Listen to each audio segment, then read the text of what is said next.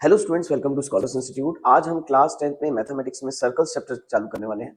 मैं उम्मीद करता हूं आप सब बढ़िया होंगे। ये एक बहुत ही आसान और बहुत ही स्कोरिंग चैप्टर है बोर्ड पॉइंट ऑफ व्यू से।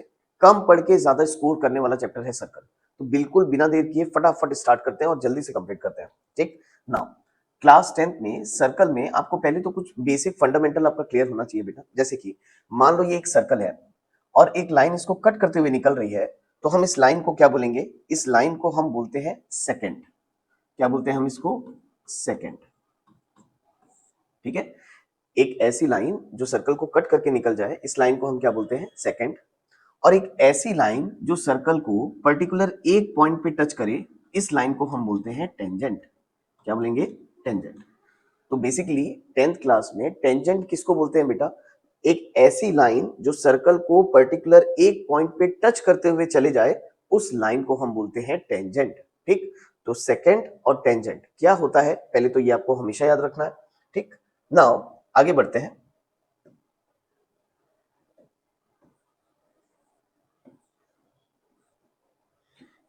अब आपको इसमें डायग्राम में दिख रहा होगा, जैसे मान लो ये पूछा, ये एक पॉइंट में कितने टेंजेंट पास हो सकते हैं। तो पहले तो एक बात याद रखना, सर्कल के पर्टिकुलर एक पॉइंट से सिर्फ और सिर्फ एक ही टेंजेंट पास हो सकता है बेटा। अगर ये एक सर्कल है और मैं आपसे पूछूं कि इस सर्कल से कितने टेंजेंट पास हो सकते हैं, एक पॉइंट से कितने टेंजेंट, इस सर्कल से एक पॉइंट से कितने टेंजेंट पास हो सकते हैं, तो याद रखना सर्कल में एक पॉइंट से एक ही टेंजेंट पास हो सकता है। बाकी आप कितनी भी लाइंस बना लो, सारी सेकंड होगी, लेकिन एक पॉइंट से एक ही टेंजेंट आप बना ड्रॉ कर पाओगे। ऑल्दो अगर कोई ये पूछे आपसे कि एक सर्कल में कितने टेंजेंट बना सकते हो, तो भाई एक सर्कल में इनफिनाइट पॉइंट्स होते हैं बेटा। एक सर्कल में इनफिनाइट पॉइंट्स होते हैं। जैसे ये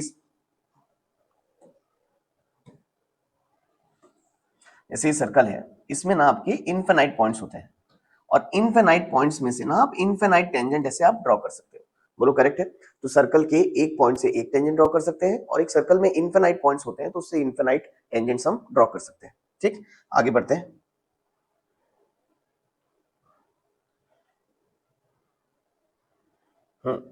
नाउ यार, ये है थ्योरम नंबर 10.1।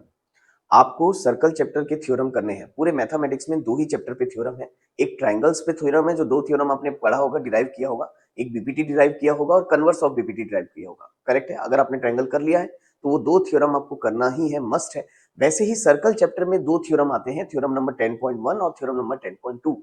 ये चार थ्योरम में से कोई ना कोई थ्योरम बोर्ड्स हमेशा पूछता है बेटा, तो थ्योरम छोड़ना नहीं है, थ्योरम आपको करना है।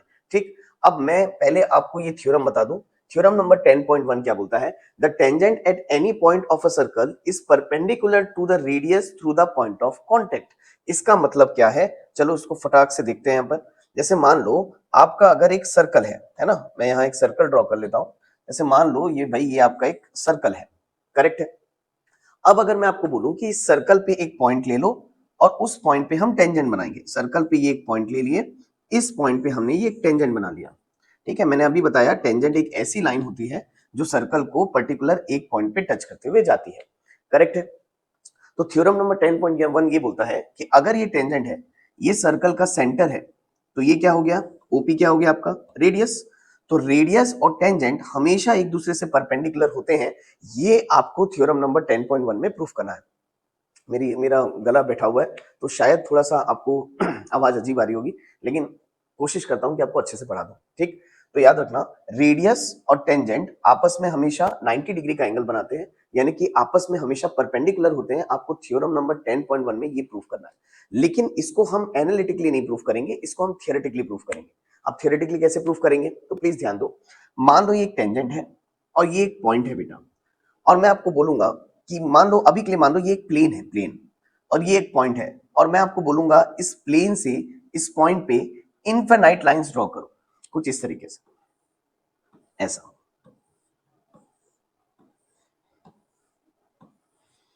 कुछ आ रहा है समझ में? क्या बोला मैंने? बोला मान लो ये एक प्लेन है और इस प्लेन से इस पॉइंट पे इनफिनाइट लाइंस हम ड्रॉ करते हैं, और मैं आपसे पूछूं कि बताओ, out of this infinite lines सबसे छोटी लाइन कौन सी होगी? What is the shortest possible line? तो आप बोलोगे सर शॉर्टेस्ट पॉसिबल लाइन तो जो लाइन जस्ट इसके नीचे आएगी वही लाइन शॉर्टेस्ट पॉसिबल होगी। एग्जैक्टली मैथमेटिक्स भी वही कहता है। मैथमेटिक्स यही बोलता है कि अगर एक प्लेन में इनफिनाइट लाइंस है तो इनफिनाइट लाइंस में से जो सबसे शॉर्टेस्ट पॉसिबल लाइन है उसी को हम परपेंडिकुलर लाइन बोलते हैं। बोलो करेक्ट है? मैंने बोला आपको इसको हम थियोरेटिकली प्रूफ करेंगे। तो हमने कैसे प्रूफ किया इसको कि भाई एक प्लेन बनाया उसमें इनफिनाइट लाइंस ड्रॉ की और इन इनफिनाइट लाइंस में से जो सबसे शॉर्टेस्ट पॉसिबल लाइन है उसी लाइन को हम क्या बोलते हैं? Perpendicular line. इस तरीके से हमको थ्योरी लिख के इस चीज को समझाना पड़ेगा कि भाई ये सबसे शॉर्टेस्ट पॉसिबल लाइन है रेडियस, इसलिए ये क्या होता है? हमेशा टेंजेंट के परपेंडिकुलर होता है। सेम चीज आपके बुक में भी लिखी है बेटा। अगर आप बुक की थ्योरी पढ़ोगे तो बुक में भी बिल्कुल सेम चीज लिखी है। आपको सेम डायग्राम है जो मैंने बनाया वैसे आपको ये डायग्राम एग्जाम में बनाना है और डायग्राम बनाने के बाद आपको इसको यहां से लेकर यहां तक पूरा एज इट इज थ्योरी लिखना है। ठीक, अगर मैं आपके लिए थ्योरी पढ़ दूं तो ये लिखा है, since this happen for every point on the line X Y except the point P, यानी ये OQ is greater than OP, ये OQ is greater than OP, but obvious है ये ज्यादा बड़ा, ये सबसे शॉर्टेस्ट पॉसिबल लाइन होगी। तो लिखा देखो, since this happen for every point on the line X Y except point P, OP is the shortest of all the distance of the point O to the point of XY. So OP is the perpendicular to XY. बस यही theory आपको exam में भी लिख के आनी है। आया मेरी बात समझ में? तो भाई प्लीज ये थ्योरी आप लोग लर्न कर लेना। अगेन वेरी इंपॉर्टेंट, छोटा सा थ्योरम है लेकिन कभी कभी एग्जाम में पूछ देता है। तो इस थ्योरम से हमको एक चीज तो अब बिल्कुल अच्छे से समझ में आ गई कि भाई अगर XY आपका टेंजेंट है, P आपका पॉइंट ऑफ कांटेक्ट है, इसको हम पॉइंट ऑफ कांटेक्ट बोलते हैं बेटा। जिस पॉइंट पे टेंजेंट पास हो रहा हो उस पॉइंट को हम क्या बोलते हैं? Point of contact. ठीक, पॉइंट ऑफ कांटेक्ट। तो याद रखना रेडियस रेडियस और टेंजेंट के बीच में हमेशा एंगल कितना रहता है? 90 degree. Radius and tangents are always perpendicular to each other, ये आपको हमेशा याद रखना है। फिर से बोल रहा हूं, radius and tangents are always perpendicular to each other, ये आपको याद रखना है। ठीक, चलो होपफुली थ्योरम 1 क्लियर हुआ होगा आपको। जल्दी से बिना देर किए आगे बढ़ते हैं। एक्सरसाइज 10.1, एक्सरसाइज 10.1 पूरी की पूरी थ्योरी है ना? फटाफट मैं आपके साथ डिस्कस कर देता हूं। देखो क्या है, how many tangents can a circle have? आप बताओ, एक सर्कल में अपन कितने टेंजेंट बना सकते हैं बेटा? तो इनफिनाइट। एक सर्कल में इनफिनाइट पॉइंट होता है तो एक सर्कल में हम इनफिनाइट टेंजेंट ड्रॉ कर सकते हैं। Answer will be infinity. Fill in the blanks. A tangent to a circle intersect in dash point. एक सर्कल में, एक सर्कल है, डायग्राम बना देता हूं आपके लिए। एक सर्कल है, बोलूंगा यहां से टेंजेंट पास हो रहा है, तो ये टेंजेंट सर्कल को कितने पॉइंट पे टच करेगा बेटा? One and only one point. तो a tangent to a circle intersect it in one point, answer आएगा वन।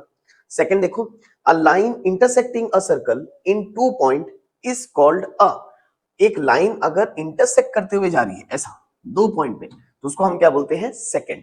ठीक है, तो इसका आंसर क्या आएगा? है ना, ये वन पॉइंट हो गया, इसका आंसर क्या आएगा? Second. Now, a circle can have dash parallel tangents at most. तो भाई at most कितना हो सकता है बेटा? At most यानी क्या होता है? ज्यादा से ज्यादा। At least यानी क्या होता है? कम से कम। ठीक है, तो इतना ध्यान रखना, at most और at least का मतलब। तो भाई at most सर्कल के अंदर दो पैरेलल टेंजेंट्स हो सकते हैं। ठीक, यानी at most एक सर्कल के अंदर कितने टेंजेंट्स, पैरेलल टेंजेंट्स हो सकते हैं? दो पैरेलल टेंजेंट्स हो सकते हैं। तो a circle can have two parallel tangents at most. The common point of a tangent to a circle and the circle is called, अभी बताया मैंने, एक सर्कल और टेंजेंट में ये जो कॉमन पॉइंट होता है, एक सर्कल और टेंजेंट में ये जो कॉमन पॉइंट होता है, इस कॉमन पॉइंट इसको हम बोलते हैं पॉइंट ऑफ कांटेक्ट। लिख के दिया था अभी आपको, इसको क्या बोलते हैं? Point of contact. देखो ऑब्जेक्टिव क्वेश्चन करना जरूरी है, यही आपको एमसीक्यूज या असर्शन बन के आ जाता है, तो आपको ये करना ही है बेटा, है ना, इसको छोड़ना नहीं है। नेक्स्ट क्वेश्चन नंबर थर्ड में आते हैं।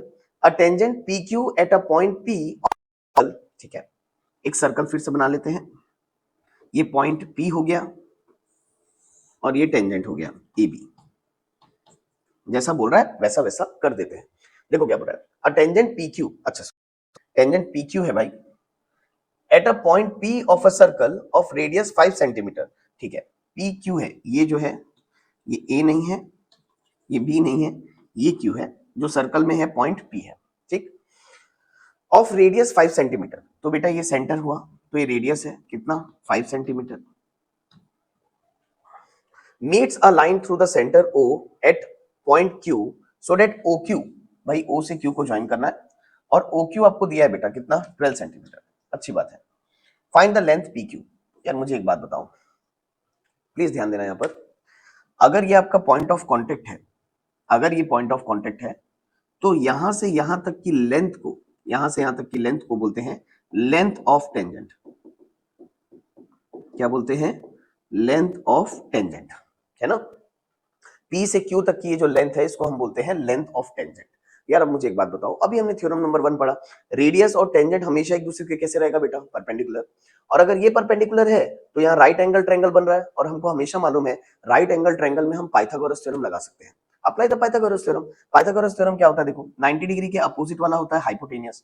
तो पाइथागोरस थ्योरम हमको मालूम है यार, हाइपोटेनियस का square must be equal to perpend का स्क्वायर प्लस बेस का स्क्वायर। बोलो करेक्ट है? तो हाइपोटेन्यूज क्या है बेटा? 12 का square is equal to perpend कितना? 5 का स्क्वायर प्लस बेस कितना? पीक्यू का स्क्वायर। तो भाई 12 का स्क्वायर 144, 5 का स्क्वायर 25 है, उसको इधर लाएंगे तो -25 इज इक्वल टू पीक्यू का स्क्वायर, है ना। 25 माइनस कर दो यार, तो बताओ कितना हो जाएगा?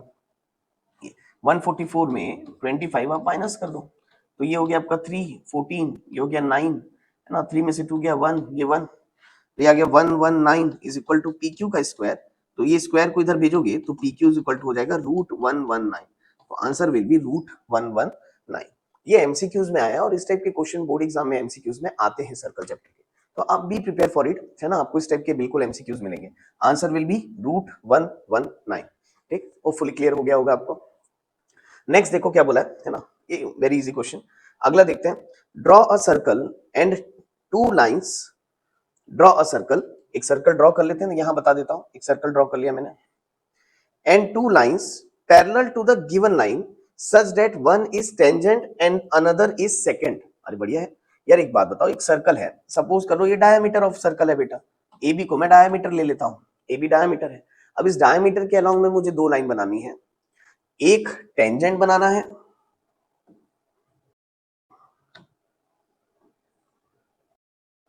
क्या हो गया भाई, अटक,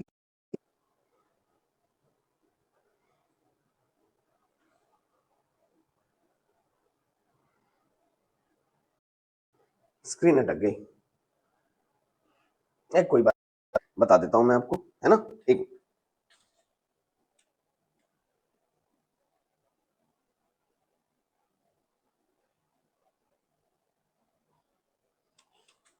तो भाई ये कुछ इस का, है ना।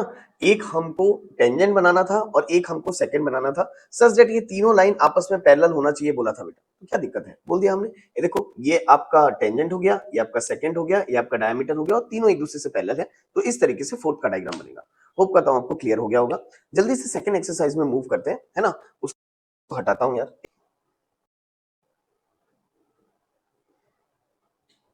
हम्म, तो चलो आगे बढ़ते हैं। नाउ नेक्स्ट हेडिंग है आपका बेटा, number of tangents from a point on a circle. तो भाई ये मैंने ऑलरेडी बता दिया आपको, ठीक है, ये मैंने आपको पहले बता दिया, लेकिन इसमें कुछ कुछ चीजें हैं जो मैं आपको समझाते चलता हूँ। जैसे मान लो एक सर्कल है, और सर्कल के अंदर में एक पॉइंट है बेटा, एक सर्कल है और सर्कल के अंदर में एक पॉइंट है, और कोई आपसे ये पूछ दे कि इस पॉइंट से कितने टेंजेंट बना सकते हो, तो भाई याद रखना, एक सर्कल के अंदर में से कितनी भी लाइन खींच लो, आप इससे एक भी टेंजेंट नहीं बना पाओगे। ये सारे के सारे सेकंड बनेंगे, टेंजेंट एक भी नहीं बनेगा। बोलो करेक्ट है? वैसे मान लो ये एक सर्कल है, ठीक, सर्कल के ऊपर में एक पॉइंट ले लिया, यानी ऑन द सर्कल मैंने एक पॉइंट ले लिया, और कोई बोलेगा इस पॉइंट से आप कितने टेंजेंट बना सकते हो, तो फिर से बोल रहा हूं, याद रखना, सर्कल में एक पॉइंट से आप सिर्फ और सिर्फ एक ही टेंजेंट ड्रॉ कर पाओगे, वन एंड ओनली वन। एक पॉइंट से एक टेंजेंट ड्रॉ कर सकते हैं। वैसे ही मान लो कोई आपको बोल दे एक पॉइंट सर्कल के बाहर है। आप देखो ये तीन केसेस इसने लिया। पहले केस में क्या किया कि सर्कल एक पॉइंट P जो है वो इनसाइड द सर्कल लिया, इससे तो एक भी टेंजेंट नहीं बनेगा। एक ऑन द सर्कल लिया, तो भाई इससे तो एक ही टेंजेंट बन सकता है। और अगर यही पॉइंट आउटसाइड द सर्कल अगर आप ले लेते हो, तो याद रखना, आउटसाइड द सर्कल अगर कोई पॉइंट है तो उससे हम दो टेंजेंट बना सकते हैं। कितने टेंजेंट बना सकते हैं? मैक्सिमम दो टेंजेंट। और जरूरी नहीं है ये पॉइंट यही लेना है बेटा, ये पॉइंट आप कहीं पर भी ले लो। अगर एक पॉइंट है सर्कल के बाहर में, तो उससे बिल्कुल आराम से हम दो टेंजेंट बना सकते हैं। और थ्योरम नंबर 10.2 इसी के ऊपर बेस्ड है आपका, कि मान लो सर्कल के बाहर कभी भी हम एक पॉइंट लेते हैं, और उससे निकलने वाले ये जो दो टेंजेंट है, ये दोनों टेंजेंट्स की लेंथ हमेशा इक्वल होती है। यानी कि जितना लेंथ PT1 का होगा उतना ही लेंथ PT2 का होगा। इसी चीज को हमको सेकंड थ्योरम में प्रूफ करने बोला होगा। तो जल्दी से मूव करते हैं थ्योरम नंबर 10.2 की तरफ। आप एक बार थ्योरम की स्टेटमेंट को जरा पढ़ो, देखो क्या लिखा हुआ है। The length of tangents drawn from an external point to a circle are equal. फिर से पढ़ रहा हूं, थोड़ा ध्यान से सुनना। The length of tangents drawn from an external point to a circle are equal. इसका मतलब ये हुआ कि अगर P एक एक्सटर्नल पॉइंट है तो उससे निकलने वाले दोनों टेंजेंट्स की लेंथ इक्वल होगी, ये हमको प्रूफ करना है। यानी हमको क्या प्रूफ करना है, basically PQ is equal to PR होगा, ये हमको प्रूफ करना है। ब्रो आया समझ में? कैसे करेंगे? तो वेरी इजी, बिल्कुल भी ये हार्ड नहीं है, मैं आपको समझाता हूं उसको, है ना। चलो देखते हैं।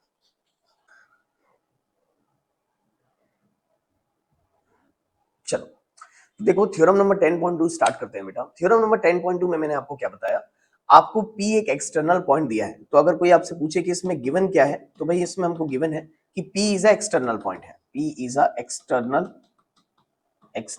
पॉइंट। P एक एक्सटर्नल पॉइंट है और हमको इसमें प्रूफ क्या करना है, what we have to proof. तो भाई सिंपल है, प्रूफ करना है कि एक्सटर्नल पॉइंट से निकलने वाले दोनों टेंजेंट की लेंथ इक्वल होगी। यानी प्रूफ करना है PQ is equal to what, PR। ये आपको प्रूफ करना है।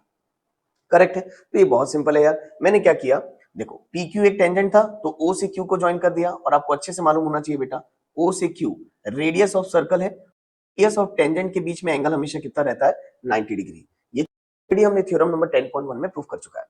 इसे देखो, PR भी आपका टेंजेंट है तो OR जो है ये आपका रेडियस है, ये आपका रेडियस है। अगेन हमको अच्छे से मालूम है रेडियस और टेंजेंट के बीच में एंगल कितना होता है, 90 डिग्री। और उस P से O को मैंने ज्वाइन कर दिया, ये इसको मैंने इतना। तो इस चीज को सॉल्यूशन में भी हम बताएंगे। चलो देखो फटाफट सॉल्यूशन करते हैं। सबसे पहले मैं बताऊंगा कि PQ is perpendicular to OQ and फिर बताऊंगा PR is perpendicular to OR। और हम यहां पर लिखेंगे कि radius and tangents are perpendicular to each other. ये तो लिख के आपको बताना पड़ेगा बेटा, ठीक है ना। रीजन हमको देना काफी जरूरी होता है, तो रीजन हमको देना पड़ेगा कि radius and tangents are perpendicular to each other. Correct है? अच्छा, इसके बाद जस्ट इन दोनों ट्रायंगल को उठाते हैं यार, इन दोनों ट्रायंगल को उठाते हैं और इन दोनों ट्रायंगल को उठा करके हम कॉन्ग्रुएंट प्रूफ करेंगे।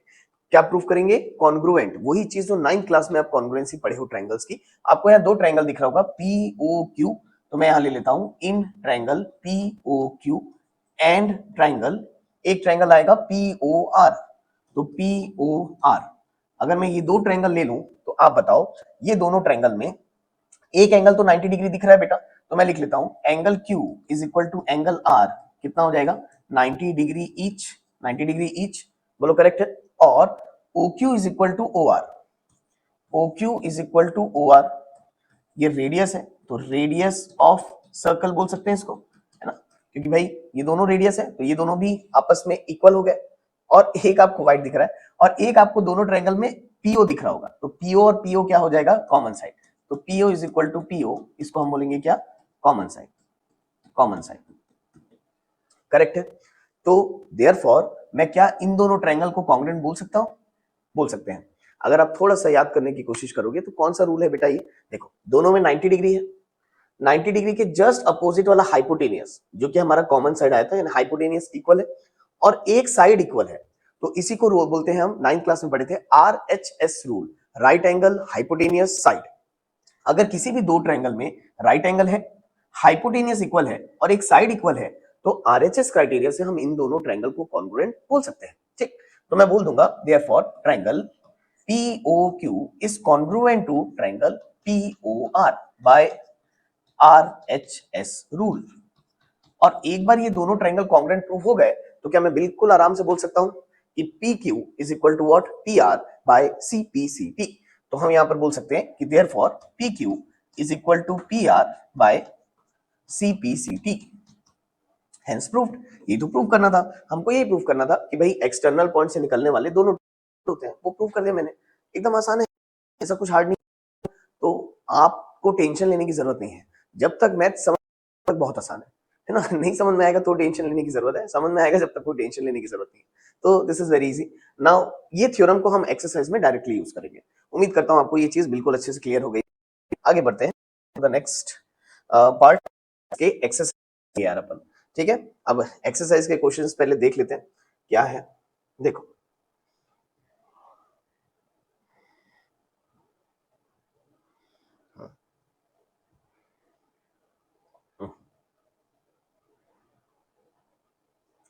चलो directly move on to the exercise. Exercise 10.2। Exercise 10.2 में देखो पहला क्वेश्चन क्या दिया हुआ है, कुछ एमसीक्यूज हैं, कर लेते हैं। अच्छा, इसमें एक और भी कुछ जरूरी चीजें और है जो मैंने बताना आपको भूल गई, ठीक है, वो मैं अभी आपको और बता देता हूँ। इस थ्योरम से ना बेटा कुछ कंक्लूजन और निकाल सकते हैं, वो मैं अभी से आपको बता दिए रह रहा हूँ, क्योंकि वो आपको एमसीक्यूज में बहुत काम आएगा। अब क्या कंक्लूजन निकलता है इस थ्योरम से, थोड़ा सा ध्यान देना। जैसे मैंने अभी अभी क्या किया, इन दोनों ट्रायंगल को कॉन्ग्रुएंट प्रूफ किया, राइट। अगर ये दोनों ट्रायंगल कॉन्ग्रुएंट है, मैं आपसे पूछ रहा हूं बताओ, अगर ये दोनों ट्रायंगल कॉन्ग्रुएंट है तो क्या मैं इस एंगल और इस एंगल को भी इक्वल बोल सकता हूं बाय सीपीसीटी। ठीक उस तरीके से मान लो इसको एंगल 1 एंगल 2 बोल दिया, ठीक उसी तरीके से क्या मैं ये दोनों एंगल को भी इक्वल बोल सकता हूं, let it be angle 3, let it be angle 4, let angle 3 must also be equal to what, angle 4 by CPCT. ये बहुत इंपॉर्टेंट रिजल्ट है जो हम इससे निकालने जा रहे हैं, थोड़ा सा ध्यान रखना, ठीक है। यहां पर थ्योरम कंप्लीट हो गया। इसके बाद कुछ इंपॉर्टेंट चीजें कि angle 1 is equal to angle 2 हम बता सकते हैं बाय सीपीसीटी। ठीक इसी तरीके से angle 3 is equal to angle 4 भी बता सकते हो आप बाय सीपीसीटी। वेरी इंपॉर्टेंट, आपको इसको ध्यान रखना चाहिए। ये दोनों एंगल इक्वल होंगे, ये दोनों एंगल इक्वल होंगे, बोलो करेक्ट है ना। तो ये सारी चीजें याद रखना, ये हम धीरे धीरे ही सही अभी एमसीक्यूज में यूज करेंगे। इसमें मैं आपको एक और अच्छी बात बताता हूं। मुझे एक बात बताओ, क्या यहां पर आपको ये, एक मिनट, क्या आपको यहां पर ये एक क्वाड्रेटरल नजर आ रहा है? बिल्कुल नजर आना चाहिए, देखो। और अगर ये आपको एक क्वाड्रेटरल नजर आ रहा है तो हमको अच्छे से मालूम है क्वाड्रेटरल की एंगल सम प्रॉपर्टी क्या होती है बेटा।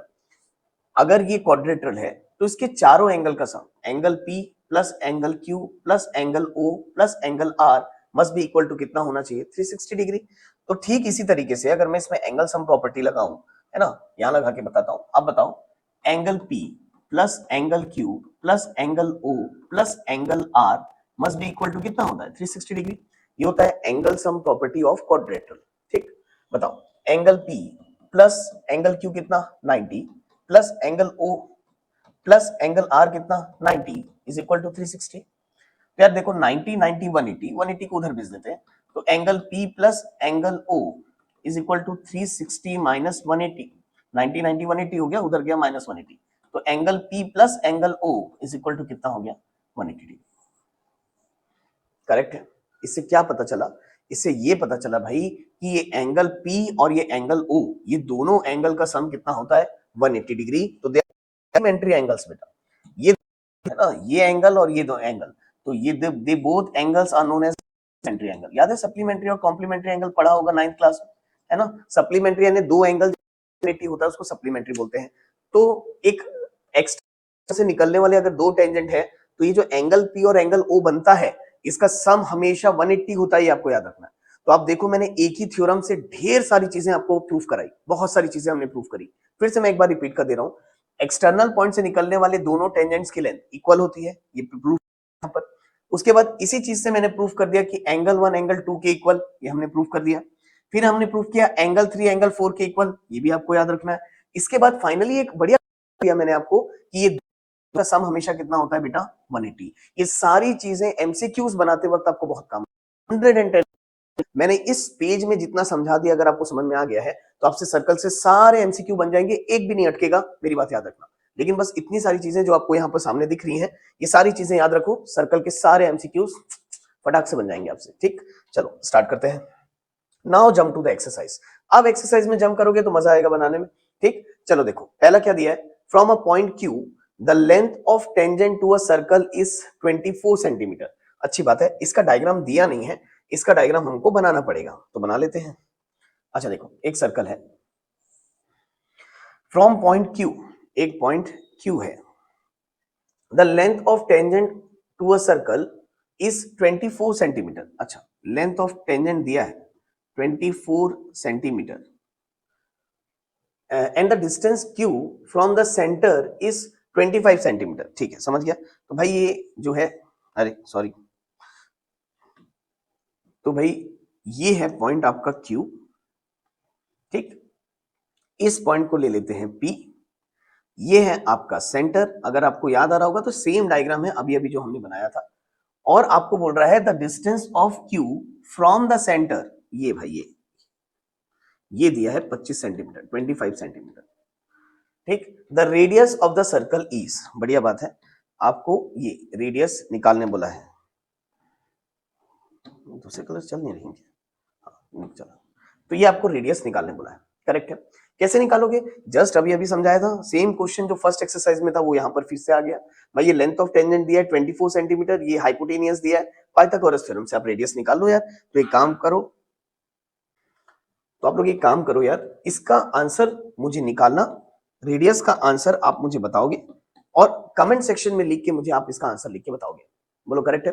कमेंट सेक्शन में मुझे इसका आंसर लिख के बताना कि इसका रेडियस आपका क्या आया, क्योंकि सारे क्वेश्चन सॉल्व करके दूंगा तो मजा नहीं आएगा ना यार, कुछ क्वेश्चन तो आपको बनाना चाहिए।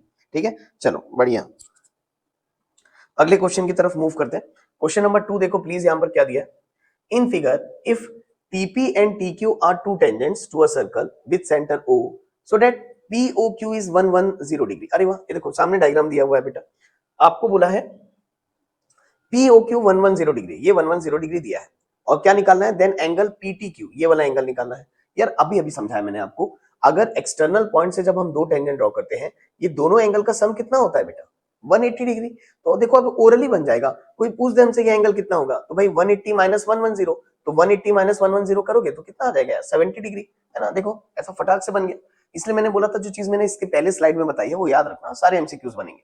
ठीक, तो इसका आंसर आएगा 70 डिग्री। नेक्स्ट देखो, नेक्स्ट क्या लिखा हुआ है, third, if tangent PA and PB from a point P to a circle with center O are inclined to each other at an angle of 80 degree, then what is angle POA? तो भाई same question है, वो बोल रहा है कि एक circle है और बोला है PA and PB from the point P, एक एक्सटर्नल पॉइंट P है और इससे दो टेंजेंट बने हुए हैं, एक है आपका PA और दूसरा है आपका PB विथ सेंटर O।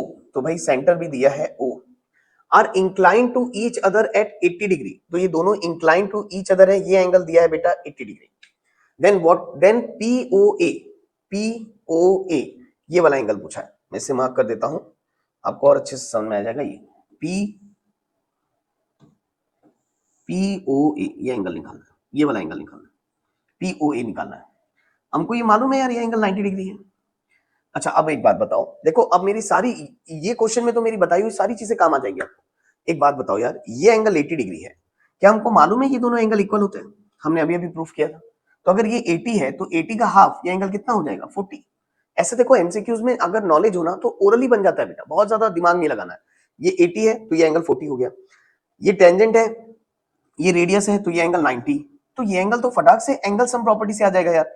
तो हम एंगल सम प्रॉपर्टी लगा देते हैं, तो 90 प्लस 40 प्लस ये एंगल निकालना था हमको पीओए। अभी एक्स ले लेता हूं, कौन पीओए पीओए लिखेगा बार बार, एक्स इज इक्वल टू कितना 180।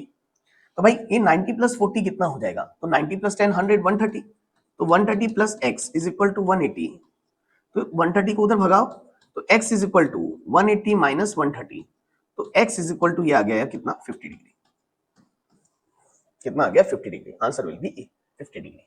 तो एज सिंपल एज दैट, है ना। तो बिल्कुल हार्ड नहीं है, आपको बिल्कुल आराम आराम से समझ में आ जाएगा और अच्छे से बन भी जाएगा, कोई टेंशन लेने की जरूरत नहीं है। वेरी इंपॉर्टेंट क्वेश्चन, ये सारे एमसीक्यूज में से कोई भी एमसीक्यूज आपको एग्जाम में टकरा सकते हैं, वैल्यू चेंज कर देगा, हल्का फुल्का चेंज करेगा, उससे ज्यादा क्या बोलेगा। ठीक है, यहीं से आते हैं क्वेश्चन, और कहां से आएंगे, चलो देखो नाउ नेक्स्ट। अच्छा ये ऑब्जेक्टिव क्वेश्चन खत्म हो गया यार, एक्सरसाइज के क्वेश्चन चालू हो गए, हम फटाफट करने की कोशिश करते हैं। क्वेश्चन नंबर 4 देखो क्या दिया है, prove that the tangents drawn at the ends of a diameter of a circle are parallel। अच्छी बात है, बोला है prove that the tangents drawn at the ends of a diameter of a circle are parallel. यानी बोलने का मतलब ये है कि अगर इसमें सर्कल दिया है, क्यों मेहनत कर रहा हूं मैं, है ना, सर्कल दिया है, मैं मेहनत कर रहा हूं बना बना के, ठीक है कोई बात नहीं, ये सर्कल है और वो बोला है यार इसके एंड्स में ना, इसके एंड्स में हमको टेंजेंट बनाना है, तो अब बना लेते हैं। ठीक, तो भाई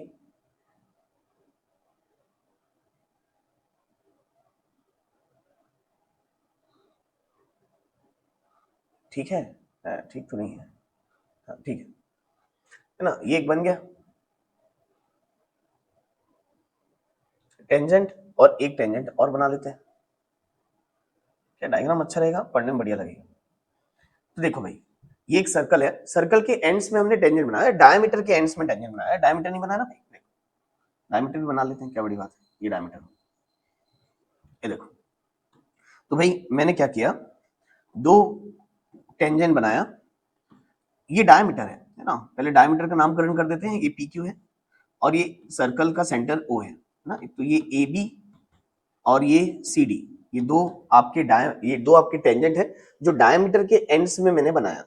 और अब हमको बोल रहा है कि प्रूफ करो कि अगर एक डायमीटर के एंड्स में अगर आप दो टेंजेंट बनाते हो तो ये दोनों टेंजेंट पैरेलल हैं, ये हमको प्रूफ करने बोला है। तो सबसे पहले तो क्वेश्चन आप देखो बेटा, मैं उम्मीद करता हूं कि जब आप पढ़ाई कर रहे होगे तो आपके पास एनसीईआरटी होगी सामने, खैर नहीं भी है तो रेफरेंस के लिए तो मैंने यहाँ ओपन करके रखा है, आप पढ़ लो क्वेश्चन को। Prove that the tangents drawn at the ends of a diameter of a circle are parallel। मतलब ये हुआ कि अगर ये सर्कल है, ये डायमीटर है, तो इसके एंड्स में जो हमने टेंजेंट बनाए हैं इनको पैरेलल प्रूफ करना है। तो भाई क्या क्या दिया है ये मैं मेंशन कर लेता हूं। पी क्यू हमारा डायमीटर है, तो P Q is a diameter, और ए बी और C D, A B and C D are tangents, ये टेंजेंट्स है, करेक्ट है। और हमको क्या प्रूफ करने बोला है बेटा, वी हैव टू प्रूफ, क्या प्रूफ करने बोला है, A B is parallel to C D, तो ये दोनों टेंजेंट्स को पैरेलल प्रूफ करने बोला है, कर लेंगे, कोई बड़ी बात नहीं है, बिल्कुल आराम से हो जाएगा यार, है ना, ऐसा कुछ टेंशन लेने वाली बात ही नहीं है। अब अगर मैं बोलूं आपको ये दोनों लाइन को हमको पैरेलल प्रूफ करना है, कैसे करेंगे, तो भाई सिंपल है, मुझे एक बात बताओ यार, ये डायमीटर है तो क्या ये रेडियस है, यहां से यहां तक ये रेडियस है, और हमने थ्योरम नंबर 10.1 में क्या प्रूफ किया बेटा कि रेडियस और टेंजेंट्स हमेशा आपस में कैसा एंगल बनाते हैं, 90 डिग्री का एंगल बनाते हैं। अगेन ये अगर डायमीटर है तो ये भी रेडियस है, और अगर ये टेंजेंट है तो क्या ये भी एंगल 90 डिग्री बनाएगा, क्योंकि हमको मालूम है radius and tangents are perpendicular to each other. तो क्या मैं ये बोल सकता हूं ये वाला एंगल, आप इसका नंबरिंग भी दे सकते हो क्योंकि डायग्राम हमने बनाया है, इसको एंगल 1 दे देता हूं, इसको एंगल 2 दे देता हूं, तो मैं बोल सकता हूं angle 1 is equal to angle 2 is equal to 90 degree each, बोल सकते हैं। लेकिन ये दिया नहीं था, हमने लिखा है तो रीजन लिखना पड़ेगा, तो हम यहाँ रीजन लिखेंगे कि radius and tangents are perpendicular to each other. ये चीज हम बताएंगे बेटा कि radius and tangents are perpendicular to each other, बताना बहुत जरूरी है, बिना बताए तो फिर कोई मतलब ही नहीं होगा। अच्छा बताओ, अब अगर ये दोनों एंगल 90 डिग्री हैं यार, यानी ये दोनों एंगल अगर 90 डिग्री है, तो मैं आपसे पूछ रहा हूं, बताओ क्या they are acting as an alternate interior angle, क्या ये अल्टरनेट इंटीरियर एंगल जैसे दिख रहे हैं, 100% ये दोनों अल्टरनेट इंटीरियर जैसे दिख रहे हैं। और अगर अल्टरनेट जैसे दिख रहे हैं तो हम बोलेंगे कि they are acting as an alternate interior angle, therefore, अब क्योंकि ये दोनों अल्टरनेट इंटीरियर एंगल की तरह एक्ट कर रहे हैं, हम ये बोल सकते हैं therefore AB is parallel to what CD, therefore AB is parallel to what CD, hence proved. बस यही तो है, इतना ही करना था, इसके अलावा कुछ नहीं। ठीक, तो बहुत आसान सा क्वेश्चन, एकदम इजी क्वेश्चन यार, 2 मार्क्स के लाइक कई क्वेश्चन है, होपफुली आपको बिल्कुल अच्छे से समझ में आ गया होगा कैसे बने होगा, है ना। जल्दी से आगे बढ़ते हैं, move on to the next question please. Question number 5 देखो क्या दिया है, prove that perpendicular at the point of contact to the tangent to a circle passes through the circle. फिर से पढ़ रहा हूं, थोड़ा सा आप भी धीरे धीरे ध्यान से समझ के पढ़ो। Prove that perpendicular at the point of contact to the tangent to a circle passes through the circle. तो भाई आपको ये प्रूव करना है कि अगर एक परपेंडिकुलर लाइन बनाएंगे पॉइंट ऑफ कांटेक्ट से to the tangent to a circle, वो सर्कल के सेंटर से ही पास करता हुआ जाएगा, ये आपको प्रूव करना है। तो यार ये ना एकदम थ्योरेटिकल वाला क्वेश्चन है यार, देखो कैसे थ्योरेटिकल वाला क्वेश्चन है, मैं समझा रहा हूं आपको। उसने क्या बोल रखा है पहले तो समझना, उसने जो बोला है वही अजीब है, पहले उसी चीज को समझ लो। जैसे एक सर्कल है ना, और उसके बाद उसने बोला है कि भाई ये एक टेंजेंट भी है, टेंजेंट भी दिया है, ये टेंजेंट दिया हुआ है, तो भाई इसको ए बी ले लेता हूं, ये दिया हुआ है, टेंजेंट दिया है, करेक्ट है। अब आपको क्या बोला है, ये पॉइंट ऑफ कांटेक्ट है बेटा, पॉइंट पी, ठीक, पॉइंट ऑफ कांटेक्ट। अब वो बोल रहा है यार ये पॉइंट ऑफ कॉन्टेक्ट से एक परपेंडिकुलर लाइन बनाना है और प्रूव करो कि ये सर्कल के सेंटर से ही पास होते हुए जाएगी। सर्कल का सेंटर ओ है, एक परपेंडिकुलर लाइन और वो सर्कल से ही पास होते हुए जाएगी, ये प्रूव करना है। अब आप बोलोगे सर वो तो है, बिल्कुल सही बात है, हमको पहले से मालूम है कि रेडियस और टेंजेंट हमेशा आपस में परपेंडिकुलर होता है। तो भाई अब कभी कभी ना ऐसे जबरदस्ती वाले प्रूफ करने पड़ते हैं, यानी हमको ऑलरेडी मालूम है वही चीज को प्रूव करना है, तो गलत एज्यूम कर लो। ऐसा 10th में आपने पहले भी किया है, हमने पहले भी किया है कि भाई रॉन्ग एजम्पशन कर लेंगे और बाद में अपने ही एजम्पशन को बोल देंगे नहीं नहीं नहीं हम गलत बोल रहे थे, ऐसा नहीं होगा, है ना। तो कुछ इस टाइप की चीजें होंगी, इसके साथ भी बिल्कुल वैसा ही केस है। उसने क्या बोला, एक परपेंडिकुलर लाइन बनाओ, ठीक है। तो मैं क्वेश्चन समझाने की कोशिश करता हूं क्योंकि क्वेश्चन आप एक बार में पढ़ के समझता नहीं है। तो मैंने क्या किया, गिवन है मेरे को, गिवन है कि पी ओ डैश या O dash P is perpendicular to A B, ये हमको गिवन है, करेक्ट है। और आपको tangent A B is a tangent बताया है उसने, A B is a tangent. तो आपको बेसिकली प्रूफ क्या करना है, आपको प्रूफ ये करना है भाई कि ये सर्कल के सेंटर से पास होता हुआ जाएगा। यानी ये जो ओ डैश है, basically O dash is O dash is the centre of a circle, ये हमको प्रूफ करना है। O dash is a centre of circle, O dash is the centre of circle हमको प्रूव करना है। तो कैसे करेंगे भाई, रॉन्ग असम्पशन करके करेंगे। देखो समझाता हूं कैसे। सबसे पहले मान लेते हैं यार, मान लो ये सेंटर नहीं होगा सर्कल का, ये सेंटर होगा सर्कल का, ये मैंने मान लिया। और अगर ये सेंटर है तो आप बताओ क्या ओपी रेडियस है? अरे है कि नहीं भाई। मान लो लेट अस एज्यूम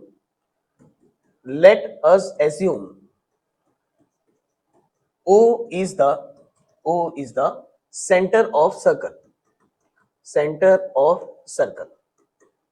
अगर ओ सर्कल का सेंटर है तो ओपी क्या हो गया यार, then OP is the radius. OP क्या हो जाएगा, ओपी हमारा क्या है, ओपी इज द रेडियस। और अगर ओपी रेडियस है तो हमको मालूम है then OP must be perpendicular to, या देन नहीं भी लिखोगे तो चलेगा यार, है ना। देन नहीं लिखोगे तो भी चलेगा, इसको हटा देते हैं, लिख देता हूं OP is perpendicular to A B, क्योंकि हमको मालूम है radius and tangent are perpendicular to each other.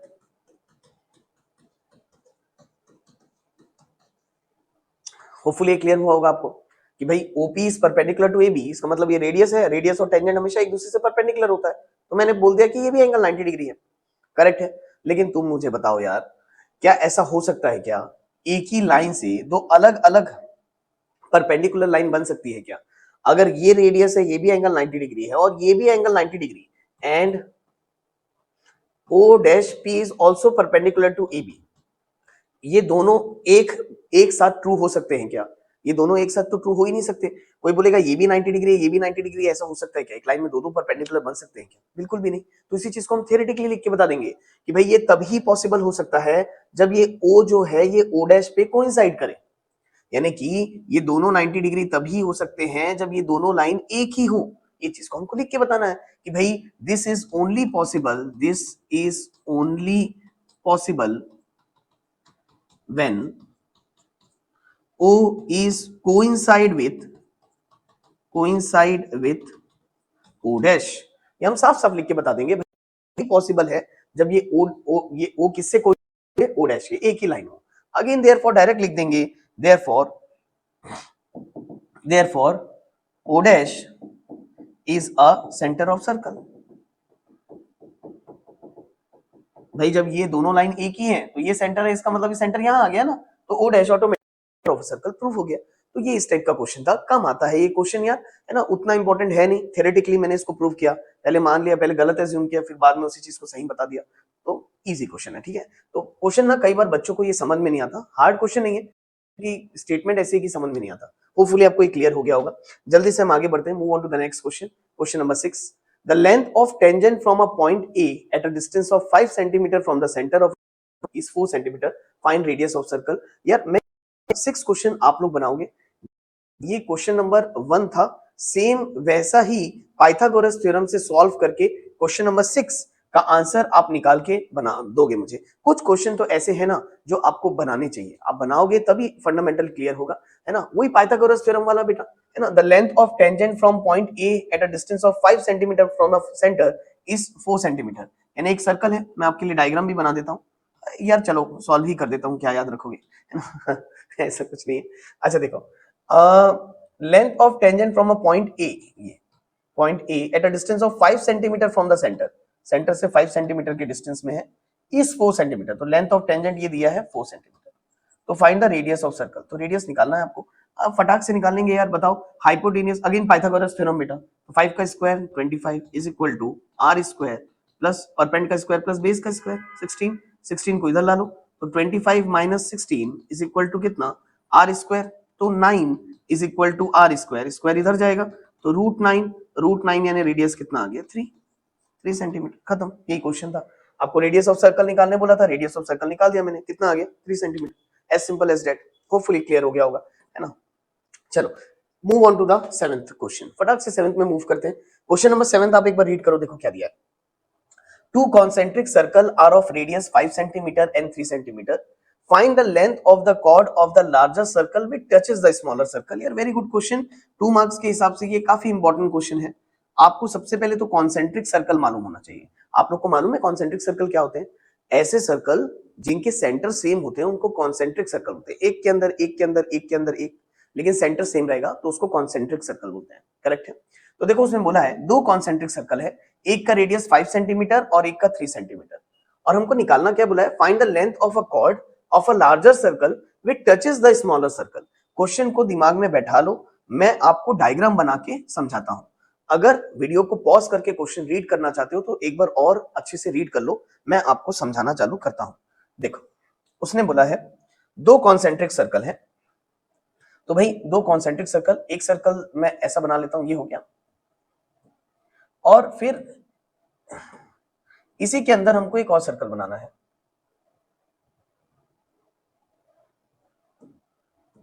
कुछ इस तरीके से, इसको कॉन्सेंट्रिक सर्कल बोलते हैं।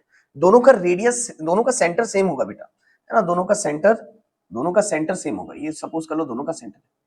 और वो बोला है, क्वेश्चन अगर ध्यान से आप रीड करोगे तो बोला है लार्जर सर्कल का कॉर्ड बनाना है।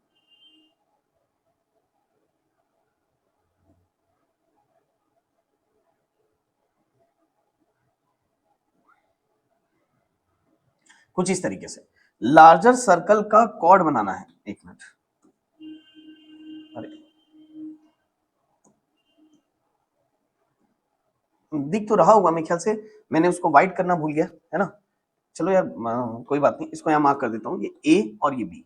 तो भाई ये ए बी जो है ना बेटा, ये मार्क ऐसे कर देता हूँ। ए बी जो है ये लार्जर सर्कल का कॉर्ड है। आपने 9th क्लास में पढ़ा था, कॉर्ड किसको बोलते हैं? एक ऐसी लाइन जो सर्कल को पर्टिकुलर 2 पॉइंट पे टच करे, इसको हम कॉर्ड ऑफ अ सर्कल बोलते हैं। एक ऐसी लाइन जो सर्कल को 2 पॉइंट पे टच करे उसको हम क्या बोलते हैं? Chord of a circle. तो ये एक ऐसी लाइन है जो लार्जर सर्कल का तो कॉर्ड है, लेकिन स्मॉलर सर्कल को टच करते हुए जा रही है। मान लो ये पी पॉइंट पे टच करते हुए जा रही है, तो स्मॉलर सर्कल के लिए ये क्या हो गया? टेंजेंट हो गया, क्योंकि टच करते हुए जा रही है, इसका मतलब वो टेंजेंट हो गया। करेक्ट है, ठीक है। दोनों के रेडियस दिए थे आपको यार, एक का रेडियस दिया था 5 सेंटीमीटर, एक का रेडियस दिया था 3 सेंटीमीटर। तो देखो स्मॉलर सर्कल का रेडियस दिया है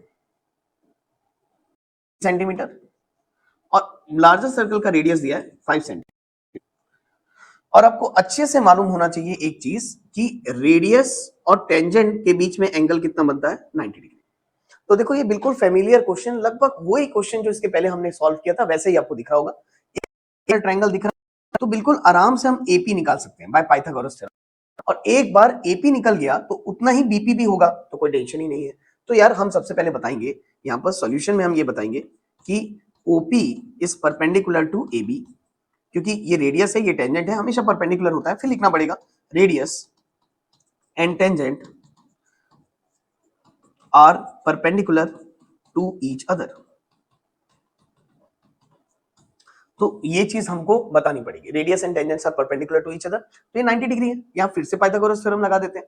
हाइपोटेनियस का स्क्वायर देयरफॉर एओ का square must be equal to perpend कितना है 3 का स्क्वायर प्लस एपी का स्क्वायर, है ना। 3 तो नहीं लिखना था मुझे, ओपी लिख देता हूँ।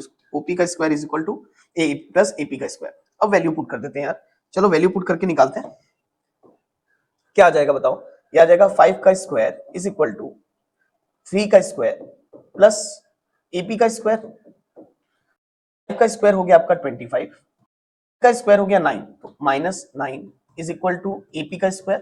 तो 25 माइनस 9 कितना आ जाएगा यार, है ना। तो 25 minus 9 16 is equal to AP का स्क्वायर, स्क्वायर इधर जाएगा तो एपी is equal to square root of 16, तो एपी आ गया कितना 4, है ना, ये आ गया आपका 4। तो यार एपी अगर 4 सेंटीमीटर है तो मैं आपसे पूछ रहा हूं बताओ क्या ये भी 4 सेंटीमीटर हो जाएगा, और 4 प्लस 4 एबी हो जाएगा टोटल कितना आपका 8 सेंटीमीटर। होपफुली आपको क्लियर हो गया होगा बिल्कुल अच्छे से, है ना। समझ में आना चाहिए, देखो समझ में आना बहुत जरूरी है, क्लियर होना बहुत जरूरी है। उसके लिए ना आप लोग लिखो बेटा, आप जब तक प्रैक्टिस नहीं करोगे, लिखोगे नहीं, नोट्स नहीं बनाओगे, तब तक कुछ नहीं होगा। वीडियो लेक्चर अगर आप देख रहे हो तो हर क्वेश्चन को नोट डाउन करने में 1 से 2 मिनट आपको लगेगा, लेकिन आप करो। अगर आप सर्कल चैप्टर पहली बार पढ़ रहे हो तो मेरी सजेशन है सिर्फ हेडफोन डाल के मत पढ़ो, आपको नोट्स बनाने चाहिए, आपको क्वेश्चन सॉल्व करना चाहिए, ठीक है। वीडियो को पॉज करके दोबारा रिपीट भी करना चाहिए मेरे हिसाब से, ठीक है। तो देखो नेक्स्ट क्वेश्चन क्या है, क्वेश्चन नंबर 7 हो गया। क्वेश्चन नंबर 8 में आ गए अपन। क्वेश्चन नंबर 8 देखो क्या दिया है, a quadrilateral ABCD is drawn to circumscribe a circle, prove that AB plus CD is equal to AD plus BC। तो इन फिगर 10.12 ये आपको डायग्राम दिया है। यार ये डायग्राम से रिलेटेड क्वेश्चन ना मैंने n number of times board exam में देखा है, n नंबर ऑफ टाइम्स, यानी कि ये क्वेश्चन मैंने इतने बार बोर्ड एग्जाम में आते हुए देखा है। तो आपको यार इन क्वेश्चंस को बहुत अच्छे से पढ़ना है बेटा, है ना, बहुत अच्छे से। ये सारे इंपॉर्टेंट क्वेश्चन है, अब 8 9 10 जितने भी है, तो आप इसको थोड़ा सा ध्यान देके करोगे, ठीक। तो चलो बिना देर किए स्टार्ट करते हैं क्वेश्चन नंबर 8।